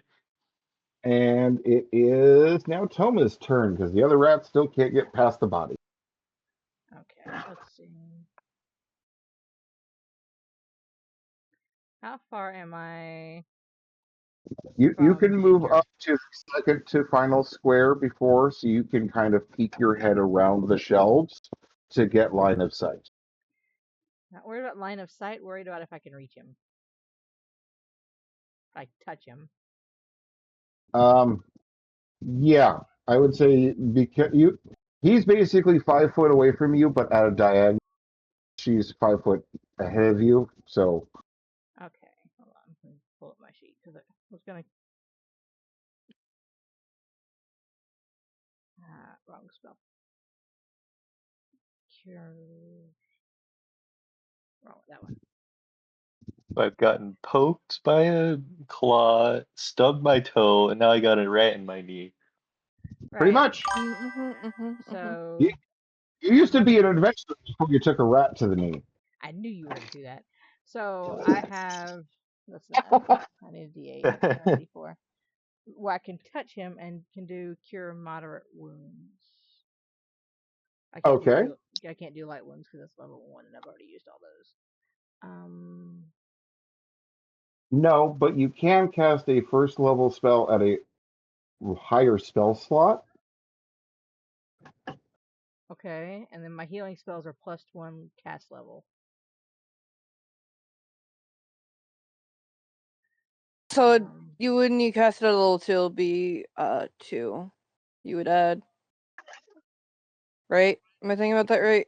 yeah, if I go up. So I'd be casting it as a level 2 spell. Yes. I mean, it's cure light wounds versus cure moderate wounds, which I have as 1 and 2, and it doesn't make a difference if I just do moderate wounds instead of light wounds. It's entirely up to you. I'm just gonna cast moderate wounds on. Reach out and touch Ginger and do um cure moderate wounds on him. Heal. Hmm? You're just like, boop, get healed, bitch. More or less. So it's 2d8 plus the 3 points, and then plus an extra. Oh, it's an extra casting level. I don't know what that does to that. I don't think it does anything for this. Does So we're it? casting it at base level. 30 a level 2 spell. It's just. I think it's just an extra point for the caster level. I don't know. I'm tired. Yeah, okay. Just double checking with Grey Cat before I roll. Yep, go ahead. Okay. So it's a 7 and 8 plus 12. I healed him for 18 points.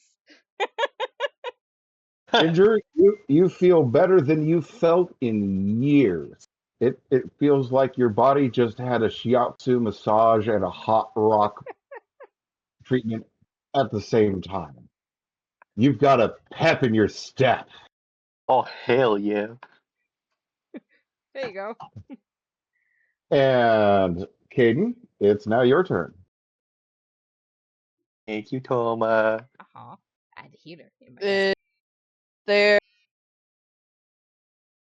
Can I still see her at 10 feet from me that's alive?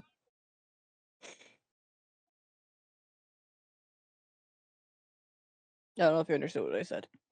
Can I see a rat that's 10 feet in front of me that is alive? You can. Okay, cool, great. Dagger, sure can. That game back to my hand. Do your job. 12. Well, that's enough to hit. Just for reference, their AC is only 11. 3. Great damage. 3 points. 3. All right. You chuck it, and it wings right into its shoulder, and it just.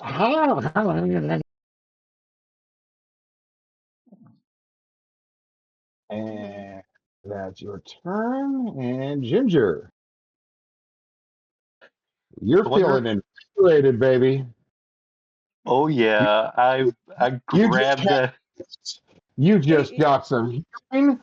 Oh, he, things are about to get spicy in here. he's been over there pummeling rats, and now he's got the best high of his life. I grab the rat that's on my knee. I attempt to pull him up and then punch him. All right, give me a grapple check on poor distracted rat. We're gonna have to hose him Be off when we get out of strength. here. The inn won't let him in. Would that be a strength? Because I Uh, yeah, go ahead. What's your strength modifier? It's 4, right? +4. Okay, go ahead. What's your D20? Ooh, not good. I rolled a nat 1. Yeah. Re-roll it. And here's a perfect time to cover one of my other house rules. Because all of you have a free card, you can give that to another player if you so choose. I haven't used my He other didn't use his other mulligan. one. I I stubbed know, my but toe because Yeah. of it. it felt like a But good okay, spot to throw that in. that's fair. I will use my mulligan. Okay, re-roll. Which is great because I have one as a feat. That Thanks, will my luck. be an 18. Fuck that, right? You would have absolutely no problem grabbing this poor unknowing rat who is about to have a very, very end of his. Go You ahead would. and roll your attack for me. Unarmed strike. 25. I Fuck believe that. that was with 1920 range again, yes? Um, What was the it's a die? 19. Uh-huh. 19. Critical strike. I obliterate the You rat. you just shattered that that rat's skull. That poor rat is I would just like to dust. imagine this time I squeeze it really hard and just pop. Actually, I was kind of envisioning you just reach down your hands, grab either fucking side of the jaws that are around your Oh, and I knees. just rip it Split off. it in Okay. half. Rip it in half. Yeah. You. Not so much in half, just the top part of the mouth and head kind of split away, and the lower jaws attached to the rest of the body. Ooh. You made a mess. Just The blood's gotta be splattered all over me. you look like a fucking Jackson Pollock painting made by the Kool-Aid Man. I would also like to imagine what the hell the people outside are hearing and Oh thinking. my god. Screaming rats, they don't care. They want these fuckers dead. Screaming rats, at We, one point they hear a dwarf angrily shout that he stubs his toe. So we're gonna have to ask them for a Whatever. bucket of water when we leave. out of character, your characters don't see this, but everyone outside does. The dock workers that you guys saw outside are all currently staring at the open doorway, listening attentively, and are actively placing coins back and forth and betting. Who's winning? Oh god. Oh my gosh.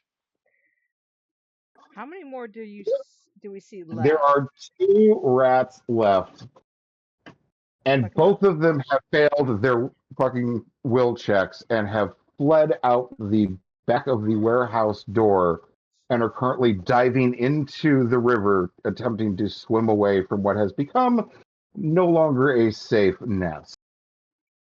Congratulations, you have Woo! murdered all of the rodents of unusual size. Alright. So we'll go back out and since I'm first out, ask them if we can get a bucket with some water in it. No And they explanation. just see I me imagine walk out. walk out, you say that, and right as you say the bucket part, he comes into the doorway and they dare. Right. Need water. The inn's not gonna let us stay. I'm Just probably panting a bit, got some blood on, got a no. tear in my knee. I healed you. You're fine. Just give you a good bath. Yeah, and we need to throw water on False him. We can't. We won't be able to go to sleep tonight. stepping in your bloody footprints. You might want to clean up crew too. But you have no more rats. A couple of the workers head inside to check on the veracity of your claims, while what appears to be the foreman and 2 of the others stand out there with you, waiting to see what the others say. And after a few moments, one of the 2 that went in comes back out, kind of looking a little pale, and nods his head and proceeds to throw up on the side of the building. Told you we The bring foreman rats. looks at his worker, looks at the doorway, and just without looking at you, hands over the couch into Toma's hands and goes, "Thanks," Very welcome. and just heads inside the warehouse, just dreading what he's about to have to. If they didn't bring us a bucket, you need to go stand over at the river and at least try to get some of that blood off of the innkeeper's not going to let us in. Yeah. At no point was the requested bucket offered. Yeah, I think they may have panicked a bit. It's fine. Go clean up real quick. We'll stand here, make sure you One, don't fall in. one of the workers comes back outside and also starts throwing up on the building. You didn't say it had to be clean. You just said to get rid of them.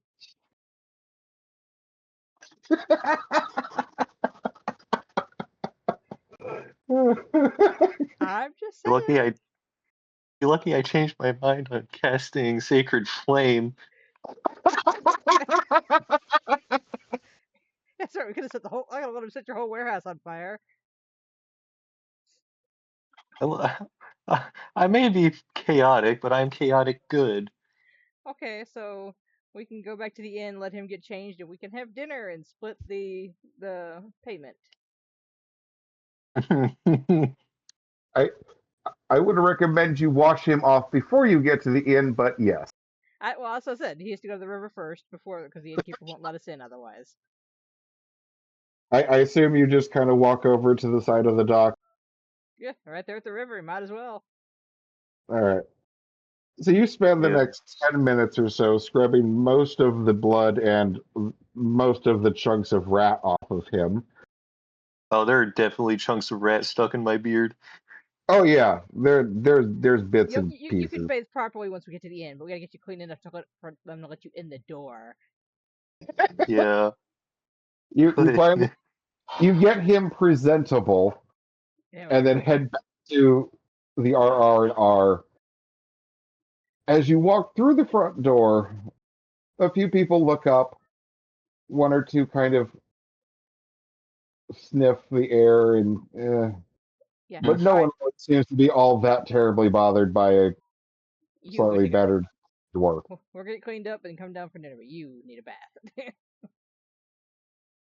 You go over and talk to the older elven bartender, and he points that there is a hot bath out in the back of the building, though the bath itself is mostly just cold running water. Is a hot tub essentially that you can soak in. You just have to wash first.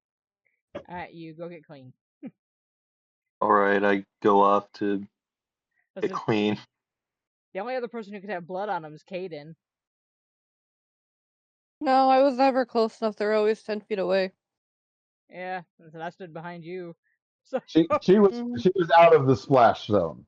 yeah, all right. I don't think We made it out clean. Besides, having to wipe our feet. You were out of the splash zone. Ginger was the splash zone. Yeah.